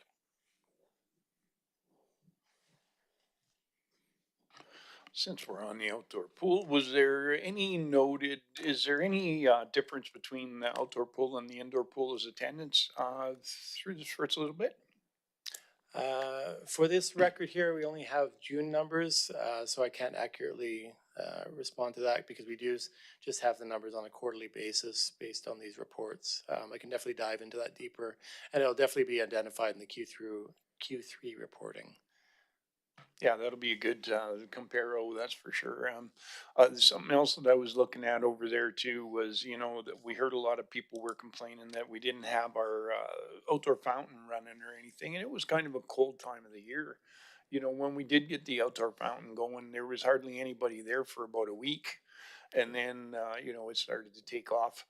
That's something that, because of all the complaints that I heard and everything, I started looking around and looking at in Calgary. Calgary doesn't open their outdoor facilities until the middle of June, and some other areas don't actually even open up their facilities till after school's out at the end of June. So I mean, as much as it's, don't know why we've been committed to opening so soon, with May 24th long weekend is what everybody expects our fountain and our outdoor pools to open at, and to me that just it's way early. So, Yeah, for sure. And through the chair, that's the balancing act we try and do every year, is to gauge the interest level and what it'll be as we start ramping these facilities up. So yeah, definitely worthy of the conversation to see if we actually do set a definite start date for these sort of things, just to have the public know as well, so they're not anticipating it when it's not coming. okay, no, that's good. Councillor McNeil. I was just curious how the startup went for the outdoor pool, and hopefully it went smoothly. Thank you, through the chair. Yeah, we definitely had our fingers crossed on that, because as council knows, the boiler is on its last legs with that outdoor pool. So looking at from everything I understand, it went fairly well. Yeah, we had the schedule in place for painting and ramp up of that facility, and I don't think we had any hiccups from what I understand. We're not going to lose any of our employees to go down there and show Mr. Trump how to paint a pond.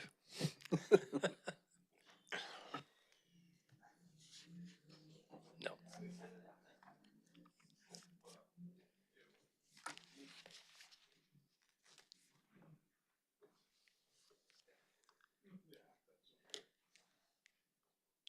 Carry on. All right, thank you for that. Excellent. So we'll look into the just a little graph here for showing indicating the recreation reserves. You can see the banquet halls have increased. So the yellow is 2026, orange obviously 25. So looking at the bookings, the banquet halls have been up. The arena is one you'll see is quite a bit down there. That is because the Dragons didn't hold any spring camps in the facility this year, so that took down that booking number there. As well, the field house bookings were, as much as it felt like a cold spring, we actually had a little bit warmer right around the second half of that. So that drove a lot of people outside and lowered our bookings for that field house. So you'll see why that's a little bit of a drop there from 2025. Aquaplex, we actually had an increase in bookings here. A lot of the schools brought their year-end classes there, so we had some good activities there right around the end of school here, and also we had some additional birthday party and public swim times for that. So nice to see that increase in there. If we look at recreation memberships, so this is always an interesting one to look at here. So for the Q2 of 26, we actually had a significant increase in memberships sold, up to 10,000. Just a reminder, that includes all of our monthly, all of our 10 pass memberships, as well as any annual passes. So compounding there, we typically see between 7 and 10 every quarter for memberships sold here. So this is consistent, but still a significant increase from 2025. So, and then you can see the outside. So the other, we actually modified this graph a few terms ago here. So the others is actually including some of the small villages around us, such as Carbon and Three Hills, Acme, Linden, that sort of thing. We've segregated them out so that we just really capture the surrounding counties and make sure we have accurate numbers on that. And as you see, every one of them has increased in the use of our facilities here over the last 3 months. So it's a growing trend for sure, which is nice to see outside, but just an indication for council there as well. Okay, so here's one for that. So those memberships, because of their, tie-in and all that, they can apply for parking pass, right? Yes, actually, there should be depending on which pass you buy, there should be a parking pass already through that. Yes.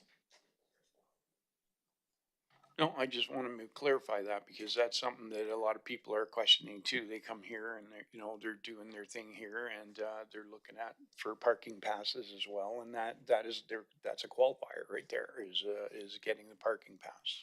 Mhm. Perfect. No, I just wanted to play that card.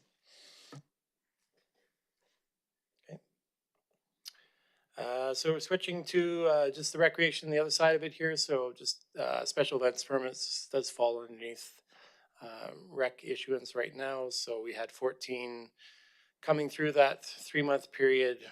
Some highlights are the cricket tournament, which was a lot of fun. Canada Day parade, obviously, and then the Stars Jam and that celebration of life. So the mayor mentioned earlier here. So also looking at some of the activities that we ran through BCF and the Aquaplex, we had just neat little side programs here, like making bouquet making and that sort of thing, really trying to stretch out to different demographics here and bring more people into our facilities. So, and then the fun little program we have with Battle of the Valley there, a little competition that we have within the Aquaplex and BCF. Kind of competing against each other. So,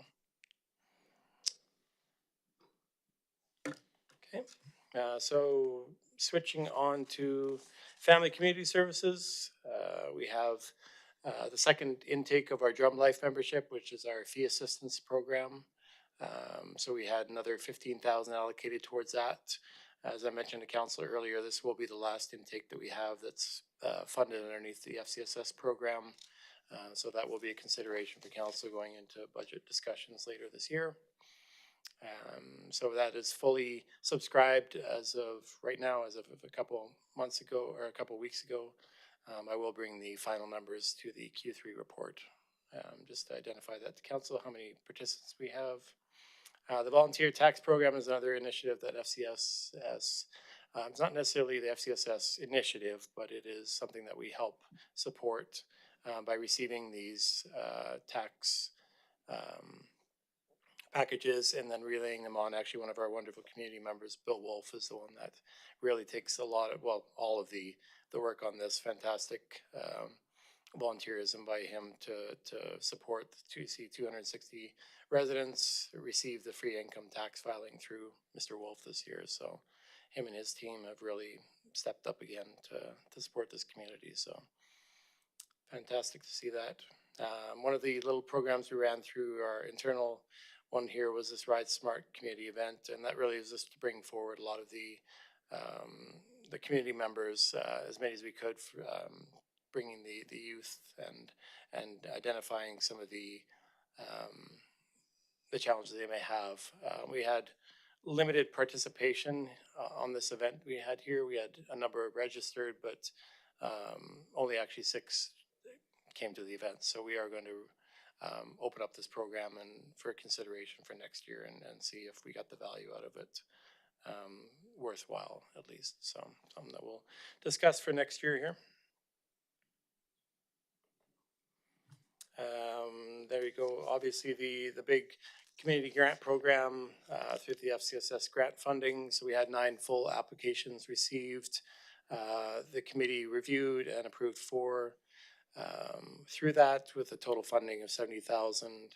You'll see Golden Hills, Christ Redeemer, Big Country Anti-Violence, and Community Futures were the successful applicants for that fund. That has been relayed to them, and they have moved forward with their programs as we speak.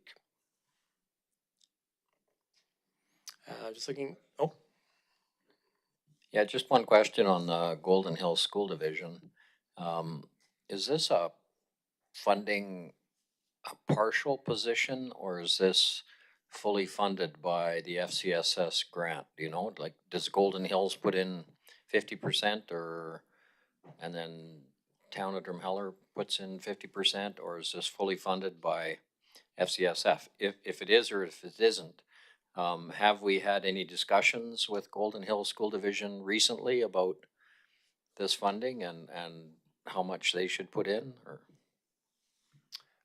So through the chair, off the top of my head, I don't recall the direct ratio, but and maybe some of the committee members that are on the board here, I want to say that it was partial funded. This would not cover the entire salary for that liaison worker that they were utilizing there. And I think it actually is a couple of liaison workers that were in the program here for Golden Hills. So if council likes, I can get more information on the specifics on that. That was three different schools, and it was a part-time position in all three different schools. And I can't recall if it was funds matching or not, but it was, I know some people FCSS here, so what has it got to do with it? But the thing is the kids are the point of contact for a lot of these things. And yeah, that was identified, and that's how it got there. So.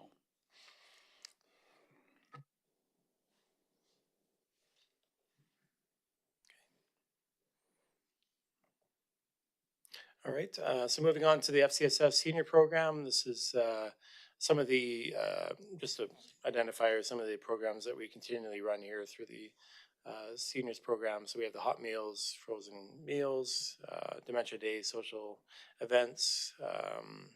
And then through that, we have a light housekeeping and snow removal program that is used by some of our participants here. So we have annually, I believe we received $100,000 for that in April of 2026, and we're starting to utilize that money for these programs right now.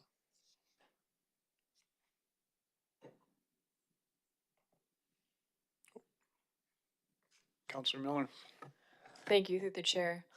So I noticed at the BCF parking lot, I see that big trailer, that block party trailer. I'm wondering how often that gets rented out, and if you could just tell me a little bit about that, because I've never actually seen a block party going on. Sure. Thank you. So through the chair, that's an initiative that was brought forward a couple of years ago here. We're actually right in the process of writing the standard procedure for that, because it actually isn't identified clearly in our how that trailer is to be used, who's allowed to rent it.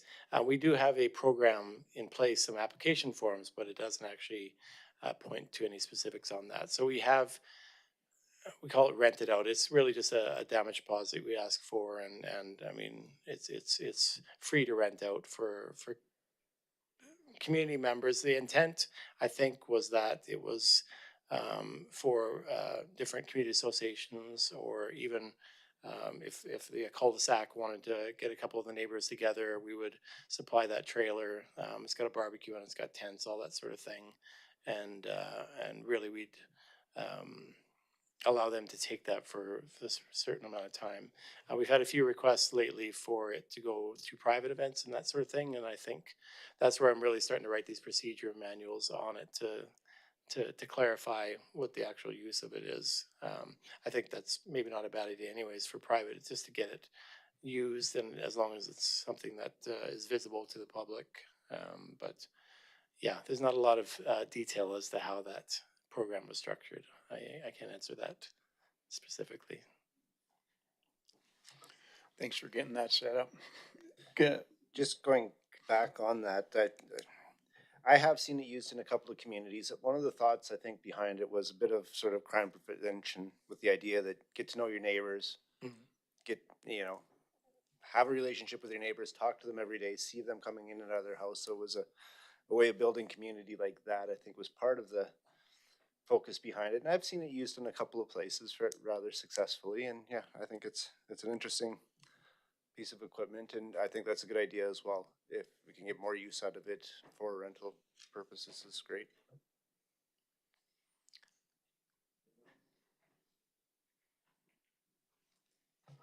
Anyone else? We're all good. So just carrying on with the seniors programming. So just looking at some of the programs that were run over the last few months here. Yeah.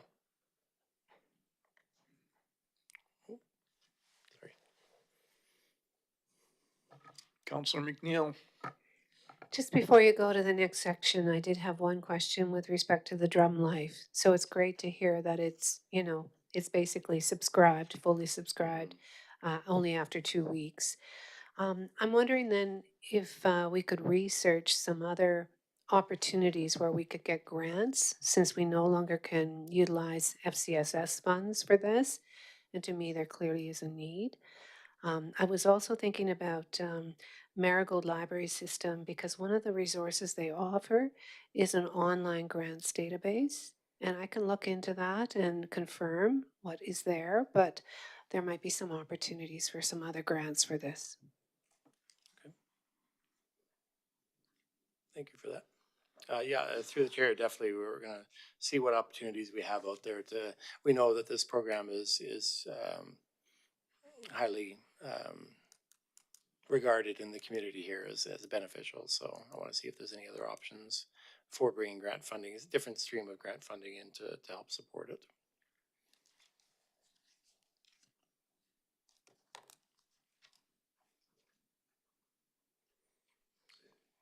You're done? Oh, sorry. I've got home. What's that? Oh. What about economic development? Where are we? Did I miss a shift here? Good. I don't know what I'm missing here.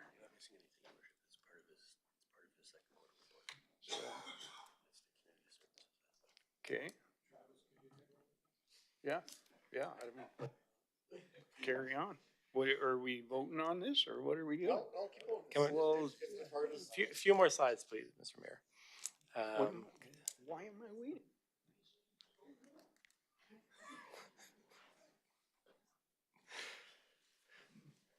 So next, I'll highlight our economic development department and some of the successes that we've had throughout the last few months here. So just looking at a couple quick business wins. So we did have 2 new businesses that came into the town here. These businesses are new locations that haven't been licensed before. So great to see some of those coming in here. We'll look at just indicating of the development and investment opportunities. So a lot of these slides here we actually didn't have, I guess this one does, but a lot of them only have yearly tallies for the values on it. So yeah, you can see that we had 17 connections for opportunities with new investment coming in here. 13 of them for Q2 is looking at local, and then we reached out to 4 different for investment attraction on that. So just kind of highlighting those for our department.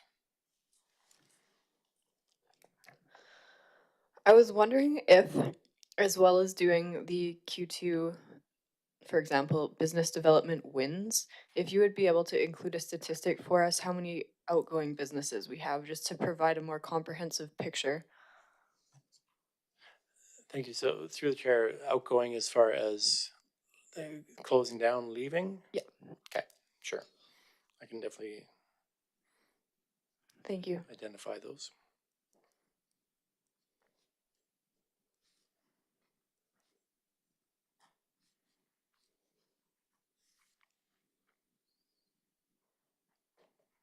Okay. So just carrying on with that, these are the actual connections that we had with our out with our developers, with our existing businesses, that sort of thing. So some of the in-person ones, we had 6 in-person connections. We looked at 19 reach outs through phone or email, that sort of thing. It will clarify there is we do target a lot more than that now. We normally want to see more connections like that with our business communities. I think identifying our challenges in that department with staffing the last couple of months here, you'll see an increase in this going forward as we've changed a bit of our strategy on that. So just a quick ID on admin activities. So we had 2 film activities happening this quarter. One was a drone permit and one was a filming permit for a commercial that was filmed in the area. And as well, we submitted the grant reporting for our Drumheller Housing Authority. So looking at development permits, this is where I'm indicating that we have, you see the skewed numbers there, but it's because the Q2 of 2026, you'll see we just have year-to-dates for the years prior. We didn't segment them out. So if you extrapolate them through there, we are on track to meet or in some areas exceed what we did for last year. So. Councillor McNeil. Thank you. Just on the development permits, just to confirm then, these numbers are just showing Q2 only and not including Q1? Through the chair, that's correct, yes. One other piece that I think would be useful information to have for the future is just to understand the length of time to get the permit completed. And it would be good to start a benchmark and to track that for the future. I think that would be useful. Very good.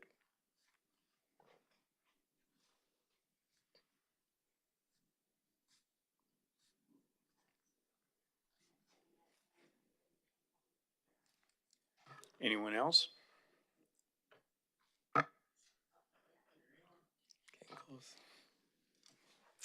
So the other side of that is the safety codes, permits, building, gas, electrical, all those sort of things.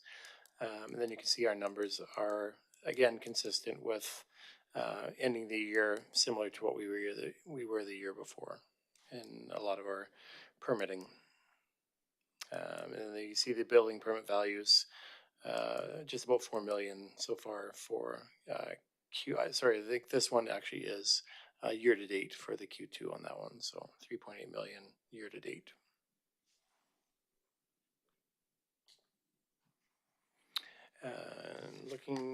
Finishing it up here, we're just looking at development statistics. So short-term rentals, the Airbnbs, that sort of thing. We have 60 registered here total. Our cap is 120 set in our bylaws. So we still have a little ways to go on that. If anyone was looking to put new ones in, just looking 2024, we had 56. So we're staying fairly consistent year to year. Councillor Miller. Thank you. Through the chair, I'm wondering if we know how many short-term rentals are operating that aren't registered.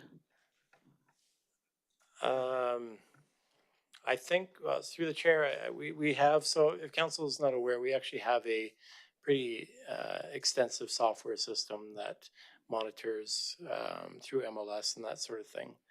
I believe we follow through in the enforcement whenever these are, the software is pretty advanced. It goes through multiple times a day and identifies to us any ones that have been listed that don't have permits. I think I can't say how many. We haven't gone through a full enforcement on, I think, because if we have identified them, we do contact the landowner right away and we get compliance with that. We haven't had to go to enforcement, at least in the time that I've been here.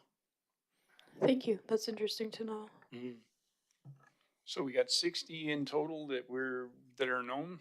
Is that what I'm reading? That's correct. Yes. Okay, and then what's our cap? 104 or something? 120. 120? Yep. Okay, so we're really only halfway to our, I hear that a lot too. I get told that a lot. Oh, we got all these short-term rentals, but where? Nobody's quite sure where, because if we're only got 60 on here and we got 120 ahead of us, or as a cap on that, we're still a long ways from the top of the pile for them. Yeah, for sure. I wouldn't say that's something to strive towards either, the 120 number. No, I think that's it's based on residents, is it not 5%, something like that? So from what I understand through the chair, the number was identified and set as a target or as a limit based on when we first brought this program in. That was our initial assessment of how many we thought were out there. As we opened that up, I think we saw a lot of duplicates that we had on multiple sites. And as we brought the software in is where it really identified truly what our numbers were. So I would say that 120 is something, I mean, it's always up for conversation with council. If they feel that that number is too high, if they don't have that high of a target, council is able to make that decision for what limit you want on it. That's how I thought the background was identified for that. Councillor Kalapa? And just, yeah, and more further background, we brought that in as a way to actually alleviate some of the rental inventory in the community, because it was, you know, it appeared that there were very many, as well as improve safety. We did see a drop off in the number as soon as we put it in. You know, anecdotally, 2 on my street decided not to do it anymore, just simply because of the further regulations. So I think it served its purpose in making sure that these places are safer, and that, you know, it took some pressure off a little bit of the rental market. So, and yeah, we can go back and forth on the number, but yeah. Councillor Zarisky? Yeah, further to Councillor Kalafa, I think one of the things that we intended when we first came up with the bylaw was to review it. So I would ask maybe administration bring it to council for review in the next little while. I think we've had, what, a year or 2 now under our belt to see how it's working. And I think some of the things have worked well and some of the things maybe didn't. So I think the intention was we would put that in place, see how it worked, and then take a look at it. Sounds like a plan. See what worked and what don't. How many of them are authorized? All right. Okay. Anything else? Nobody else got anything else? Carry on. If you got any. Thank you, Mr. Mayor. That's the end of my presentation. That's it? Okay. All right. Nobody else got any more questions then? All right. Can I get a motion? Councillor Miller? I move that council accepts the 2026 second quarter report from the Recreation and Community Services Department as information. Thank you for that. Can I get a seconder? Deputy Mayor Hardy? All in favor? All in favor. Motion carried. Thanks for your report. Thank you. Okay. And now we're on to 5.2.2. Extension request. Am I right? You already did Okay. it. You already did it. Yeah. All right. Thank you. Second portion of my presentation today is an extension request for a residential land sale.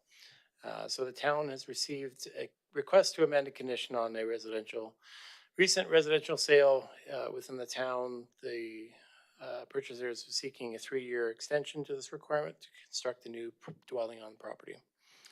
So the town recently sold a property located at 712 2nd Street, just south of the Bankview area, to a private purchaser for $37,500. The purchase agreement was closed on June 15th. The condition was placed in with the purchase agreement, and actually you can see on the RFD here the actual wording that came out of the purchase agreement, to agree for responsible commencing construction of a dwelling within 8 months and finishing it within 24 months from the closing date. Agrees to execute a transfer back to the seller at closing date. To satisfy the seller's solicitor will only be used if the purchaser is not satisfied this term. So we did indicate that the 8-month time frame had passed for this applicant. We reached out, and the response is in Appendix A here. You'll see the applicant has asked for a 3-year extension to that requirement, effectively ending June 15th, 2028. if we look at the completion date of that dwelling. So, so we looked at it, understanding that we still have a few months here before the 2027, June 2027. So I guess we have a little bit less than a year for that initial completion of that requirement. Administration felt it was appropriate to grant a 2-year extension on this, not go the full year, but keep this applicant a little bit shorter time frame for this requirement.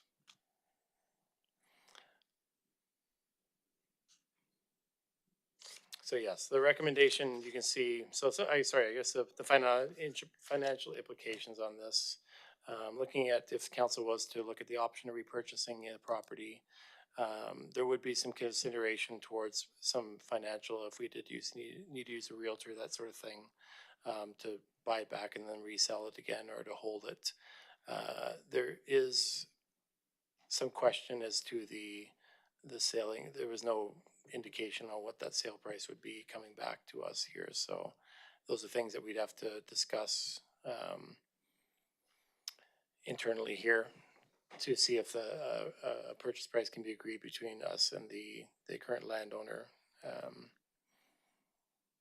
I have some more information on this that I can share potentially in closed session if council chooses. Just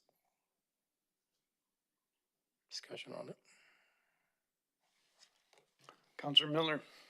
Thank you, through the chair. So if I'm understanding correctly, the purchaser purchased this property for $37,500 plus GST, right? Correct. So if there was no development done on it, wouldn't it just be the same purchase price for us to purchase it back? So through the chair, based on the wording that I see in the purchase agreement, that's not clearly identified. So that's where there may be a...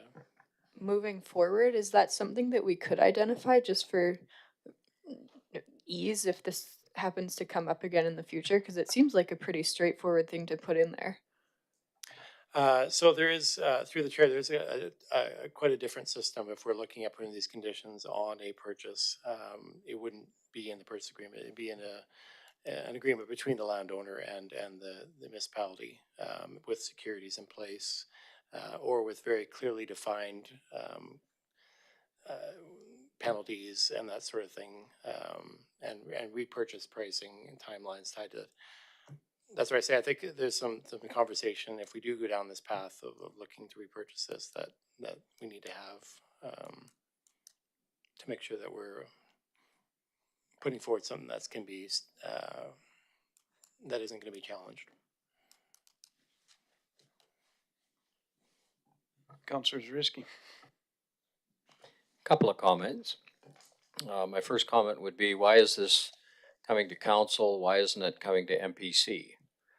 My second comment would be, we have a little bit of a history of providing extensions on building on properties that the people run into some difficulty in some way, shape, or form.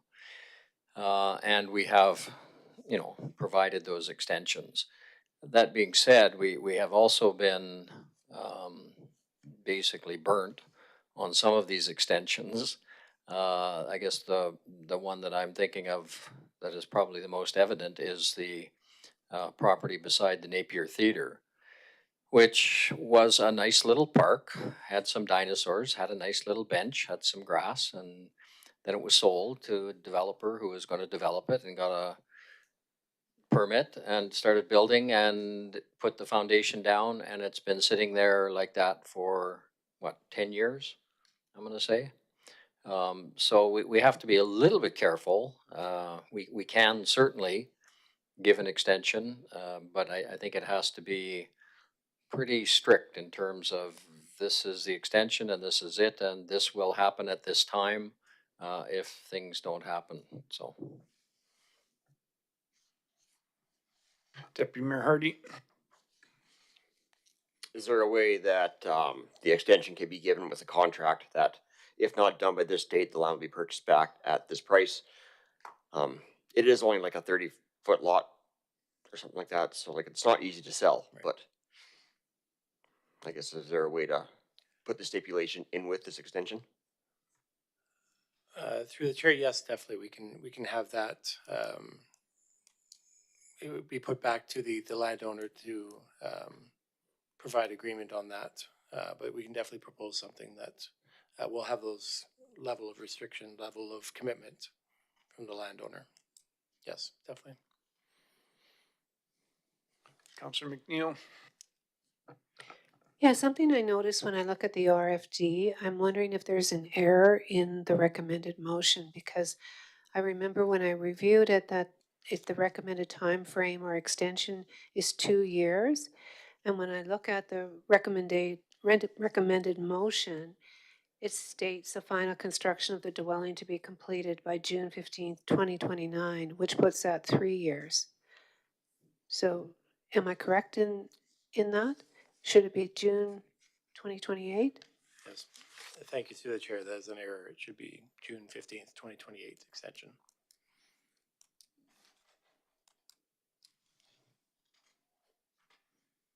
Councillor Miller? I'm feeling like anything more than a 1 year extension, and I fear that we run the risk of this owner turning around and telling us, well, now I've owned the property for a couple of years and the value of it's gone up, and then them trying to turn around and sell it back to us for double the price when really it's not worth a cent more. So I would say my personal feeling is max 1 year extension on this one.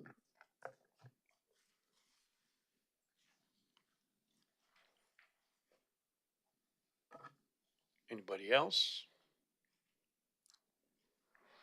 Yeah, these, these appeals and extensions that we get to, deal with here,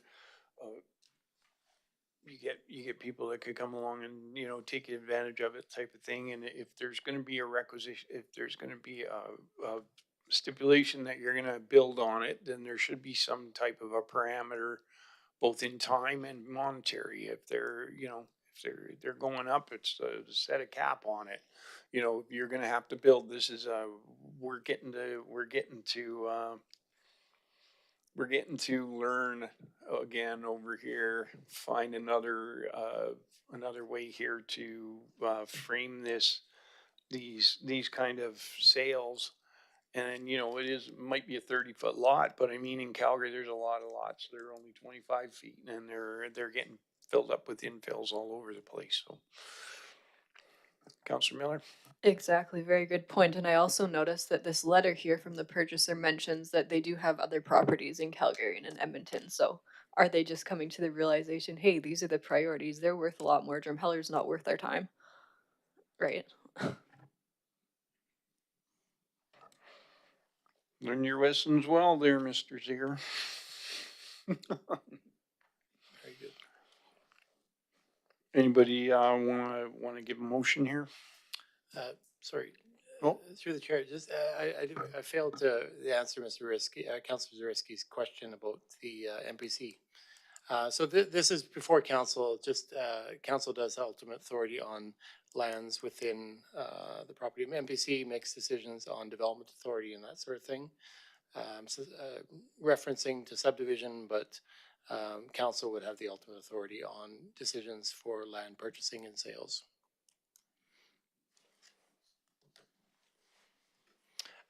And just to follow up on that, so if I can just clarify Councillor Miller's motion here. So the 1 year extension, would that be for completion of the construction of the structure or the dwelling, or because there is two different conditions placed in the purchase agreement, both to apply for a fill out of the development application and to have completion of the construction. I actually was gonna make a motion for no extension. Fair enough. Anybody else? Nobody's got nothing to say. Anybody make a motion?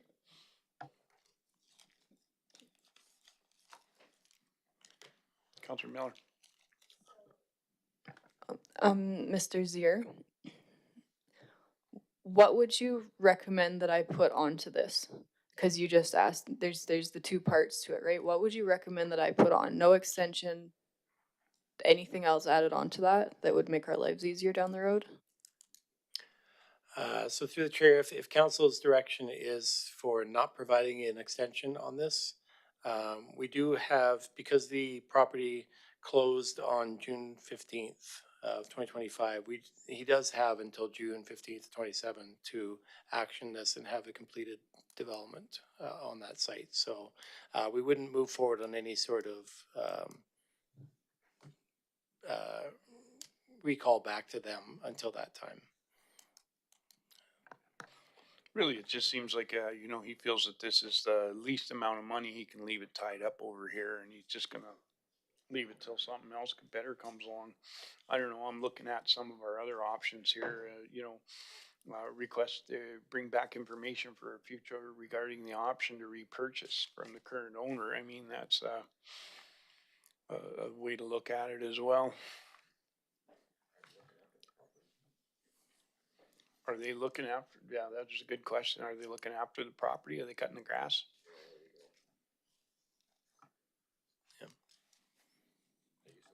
Councillor Kalapa? I think we should give him the best chance that he can of succeeding. And I mean, if that's simply just waiting out another year on a $37,000 property, I don't see it doubling in that. And I know that there'd be a negotiation. I'm happy with giving him the extension just to show that we want to facilitate, you know, some progress here.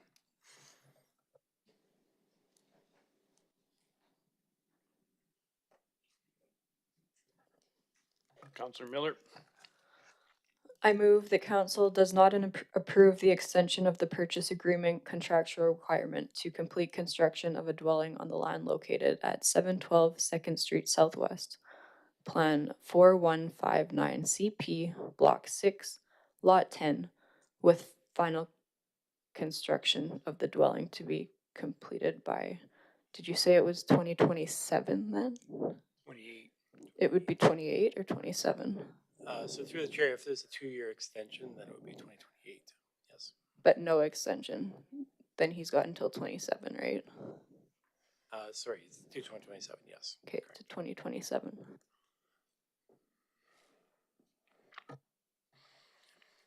Get a seconder? Councillor Hardy? All in favor?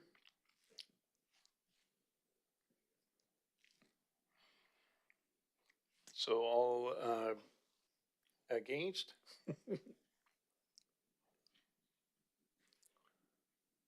One abstain? Huh? Okay, all right, so then 4 against, 3 for. The motion is defeated, so now what do we do? Councillor Kalafa? I'll make a motion that council approve the extension of the purchase agreement contractual requirement to complete construction of a dwelling on the land located at 712 2nd Street Southwest, Plan 4159 CP, Block 6, Lot 10, with final construction of the dwelling to be completed by June 15th, 2028. Okay, what's that? For the full extension. Right, okay, so Councillor McNeil? You're gonna second it? Okay, all in favor of that one? Okay, so we got 4 against. Councillor McNeil, myself, Councillor Kalafa, and Councillor Zersky.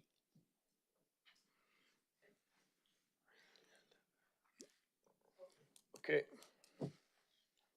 Where are we now? Okay, we already did our 3, right? 4 against? Point of information, if you could call for anyone opposed to that motion as well. Opposed? Okay, Councillor Hanson, Miller, and Hardy. Motion's carried.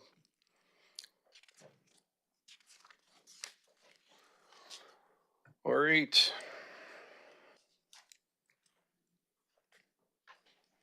So let's go,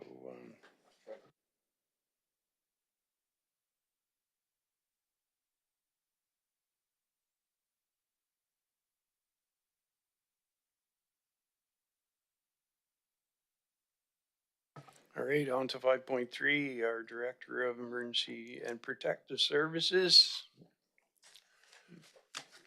Good evening, Mayor and Council, members of administration. My name is Greg Peters, Protective Service Director for the town of Drumheller. I draw your attention to the RFD and the agenda package regarding our second quarter report of health and safety, municipal enforcement, fire protection, and emergency management.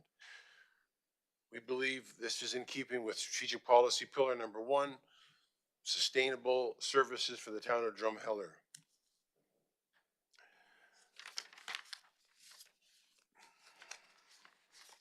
Go ahead, Trent.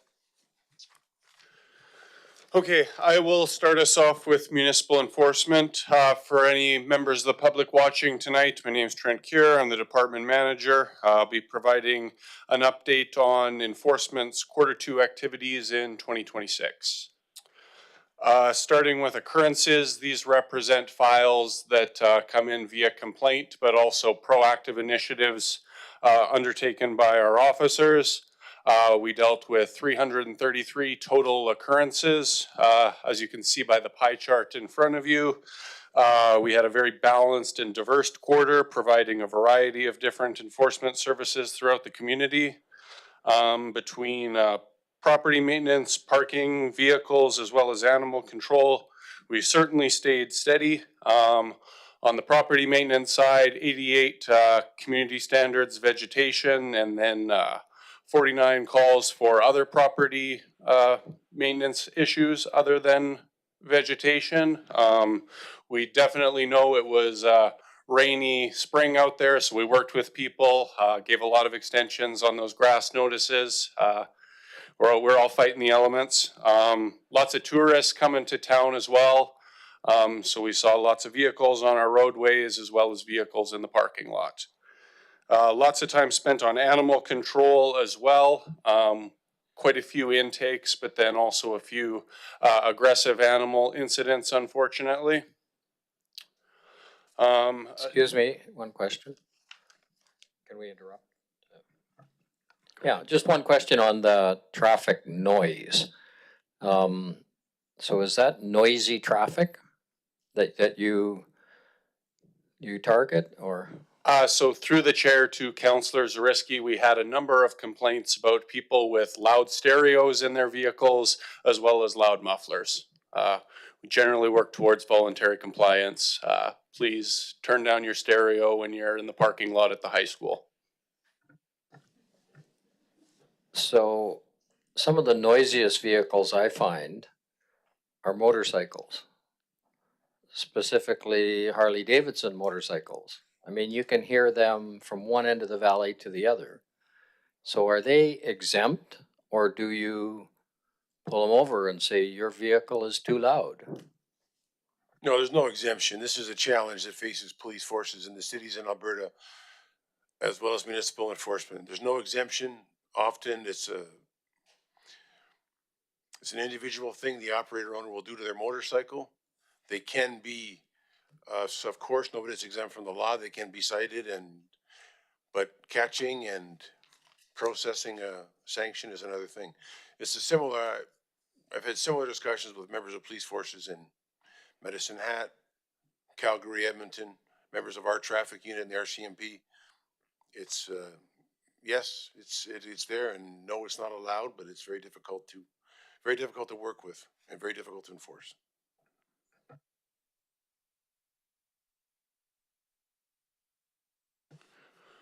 Okay, if there's no further questions, I will carry on. As far as direct service requests, this is essentially our complaint volume.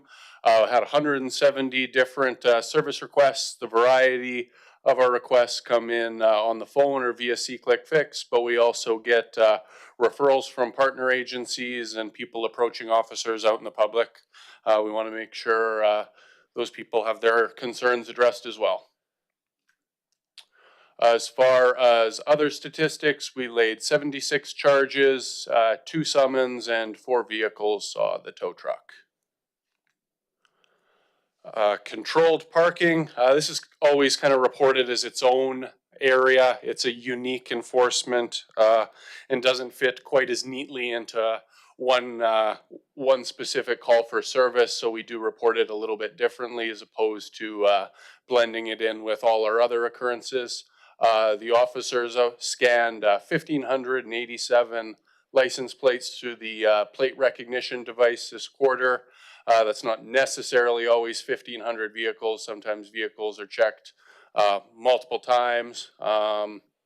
There's 139 violation tags. As far as some challenges we encounter with enforcing paid parking, we have lots of people who will pay and put their, do we want to recognize the question now? Sorry. Just wondering, I got approached quite a bit about July 1st that people got tickets down at the arena. Is that true? Were we ticketing for July 1st down there? Or? Through the chair to Councillor Hanson, yes. Yeah, there's no exemption just because it's Canada Day. Like I said, we encounter people who will put their license plate data in incorrectly. And then we also encounter residents who have not applied for a permit or residents who have permits that aren't entirely put together properly. We always work through these and come to a resolution with everybody. Let's get your permit in order and let's quash this tag. Thank you for paying. Thank you for proving that you've paid. We'll quash this tag. I also encourage our staff when they're out and about in the parking lots, if they've issued a tag to a vehicle and that vehicle owner comes up to them and says, "Oh my goodness, I didn't know it's paid parking." I've asked officers to instruct that person, "We'll take the tag away, but we need you to go pay right now and prove to us that you've paid." 9 out of 10 times they're going to do that. We don't think squabbling over a $50 parking ticket is worth it in the long run. We'd rather work with people to get that payment.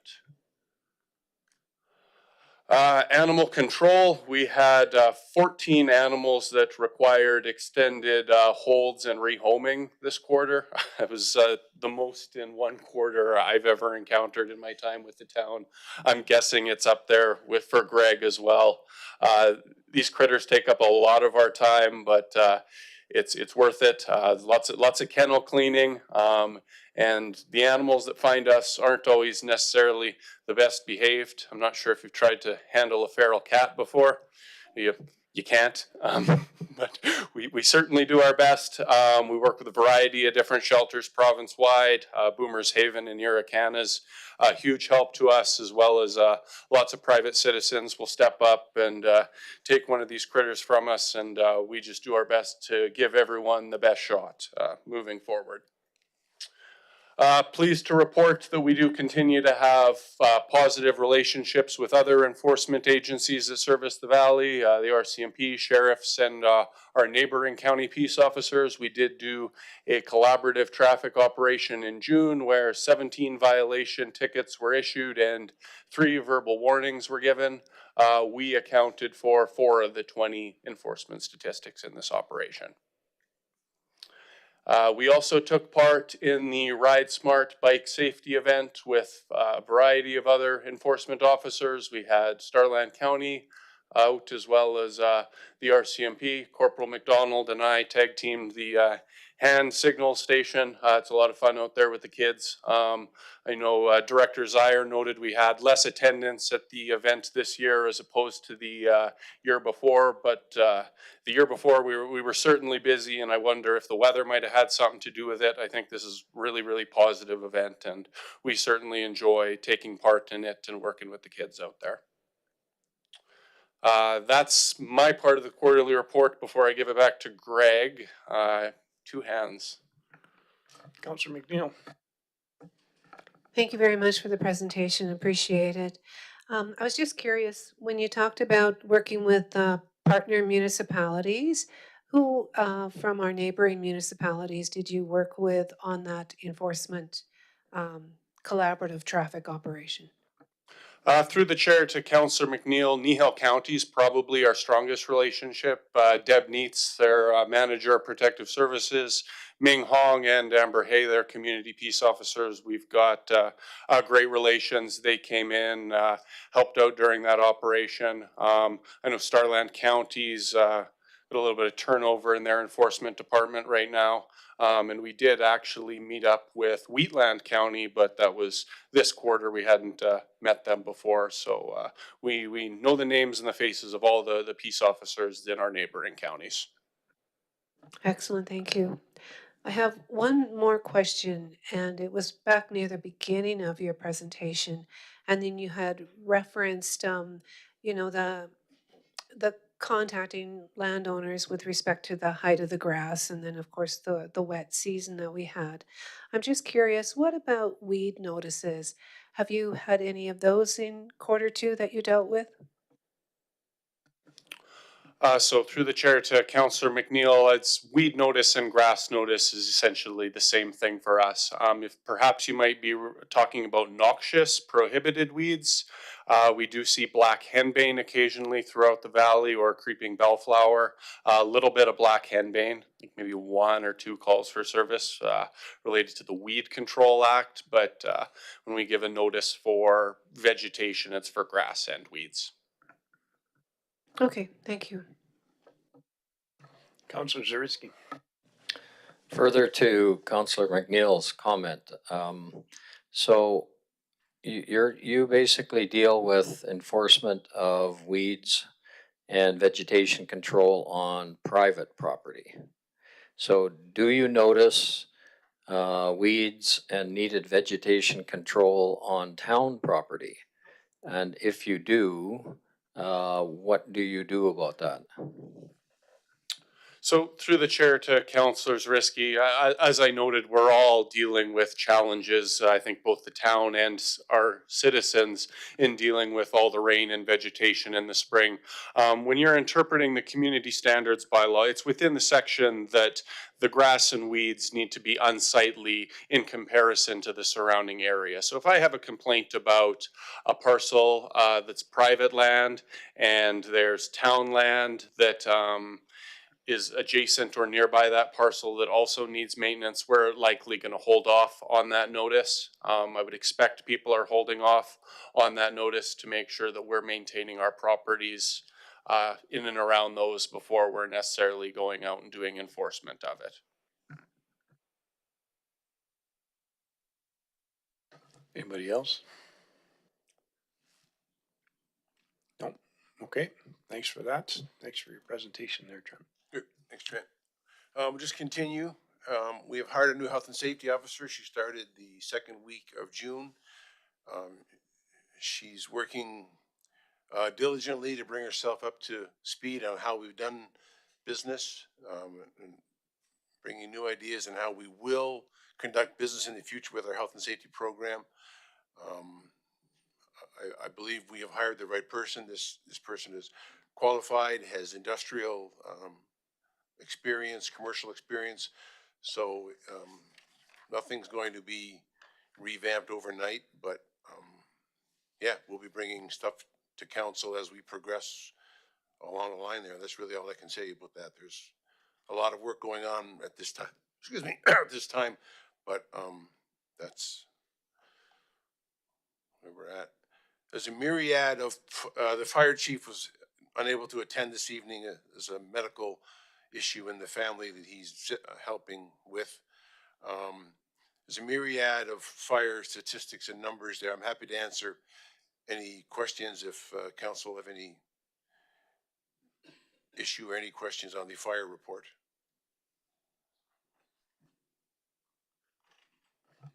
Councillor Kalafa. Just if you could just kind of refresh my memory, I'm looking at, I think you said 40%, 48% false alarm sort of, has that actually been an improvement or is it still sort of at the same level? No, we still see, I don't have the numbers in front of me, sir, to compare to previous, but we still see a high incidence of false alarm calls. I get every call that the fire department goes on at my phone, whatever time of day it is, and it's a preponderance, the lion's share, unfortunately, seems to be false alarm responses.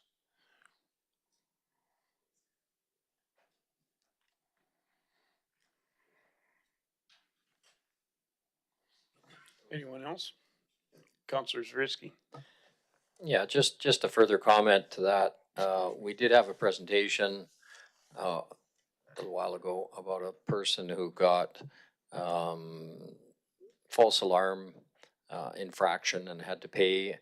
And the incongruity of it seemed to be that the notices were given to the renter of the accommodation, but the bill was given to the owner. And it seemed to be a little bit incongruous that the bill found its way to the actual owner of the residence, but the notices didn't find their way to the owner. So I'm just wondering, obviously, the town doesn't look very good when the only thing that the owner gets is the bill. And I'm just wondering if that process has been looked at, or if you're looking No, into not that. yet, sir. It will be looked at. I don't have it, no, but it will be looked at with the chief and I. There's been, yeah, there's no good answer about why the paperwork was incongruous is a good word, but it will be addressed. There's always ways that, you know, to improve things, and that'd be one of them to look at is the delivery of making sure that people that own the actual residence can realize what's going on at their properties. You know, I'm just looking down here too at our fire, further along in our emergency management here, talking about our increased river monitoring and stuff like that. I did notice, you know, on the high water times, we have a lot of people using the river because it's moving along. And I mean, I wouldn't be on there because of all the dirt and all the shrapnel that's floating down the river, trees and stuff.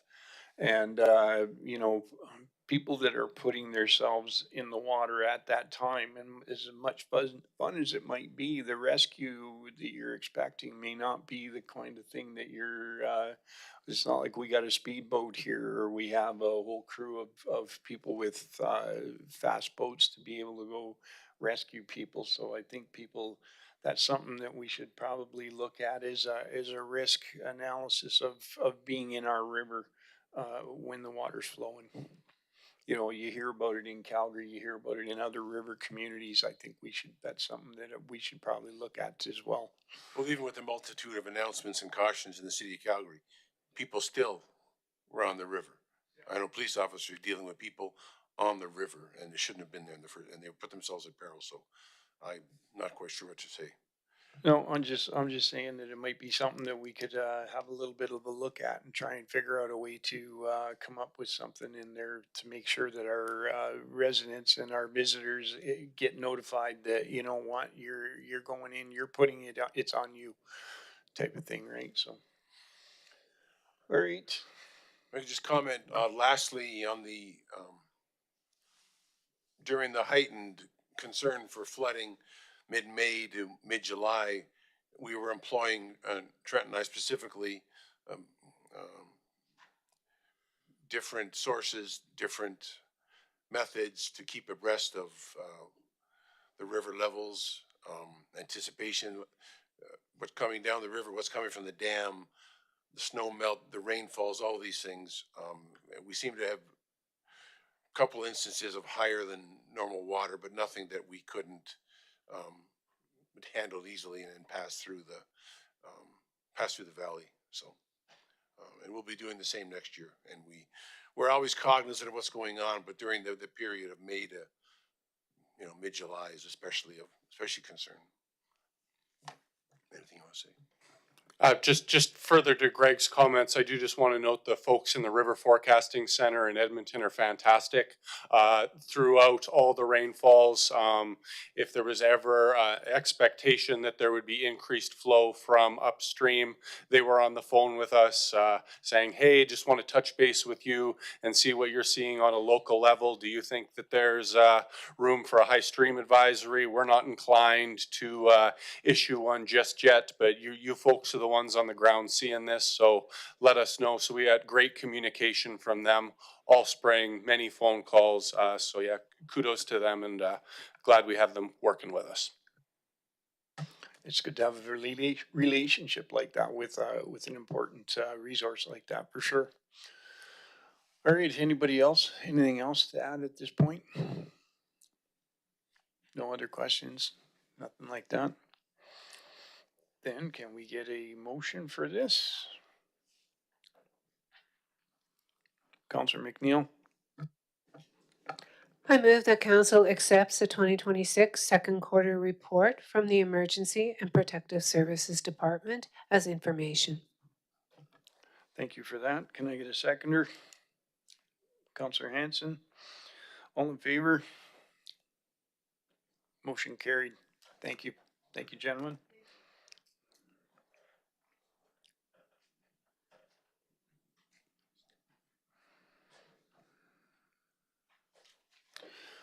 All right, now we are on to our, well, we're pretty much at the end of our thing here. We're at 6.1, our council closed strategic planning session here. So can I get a motion for that? Councilor Zarisky.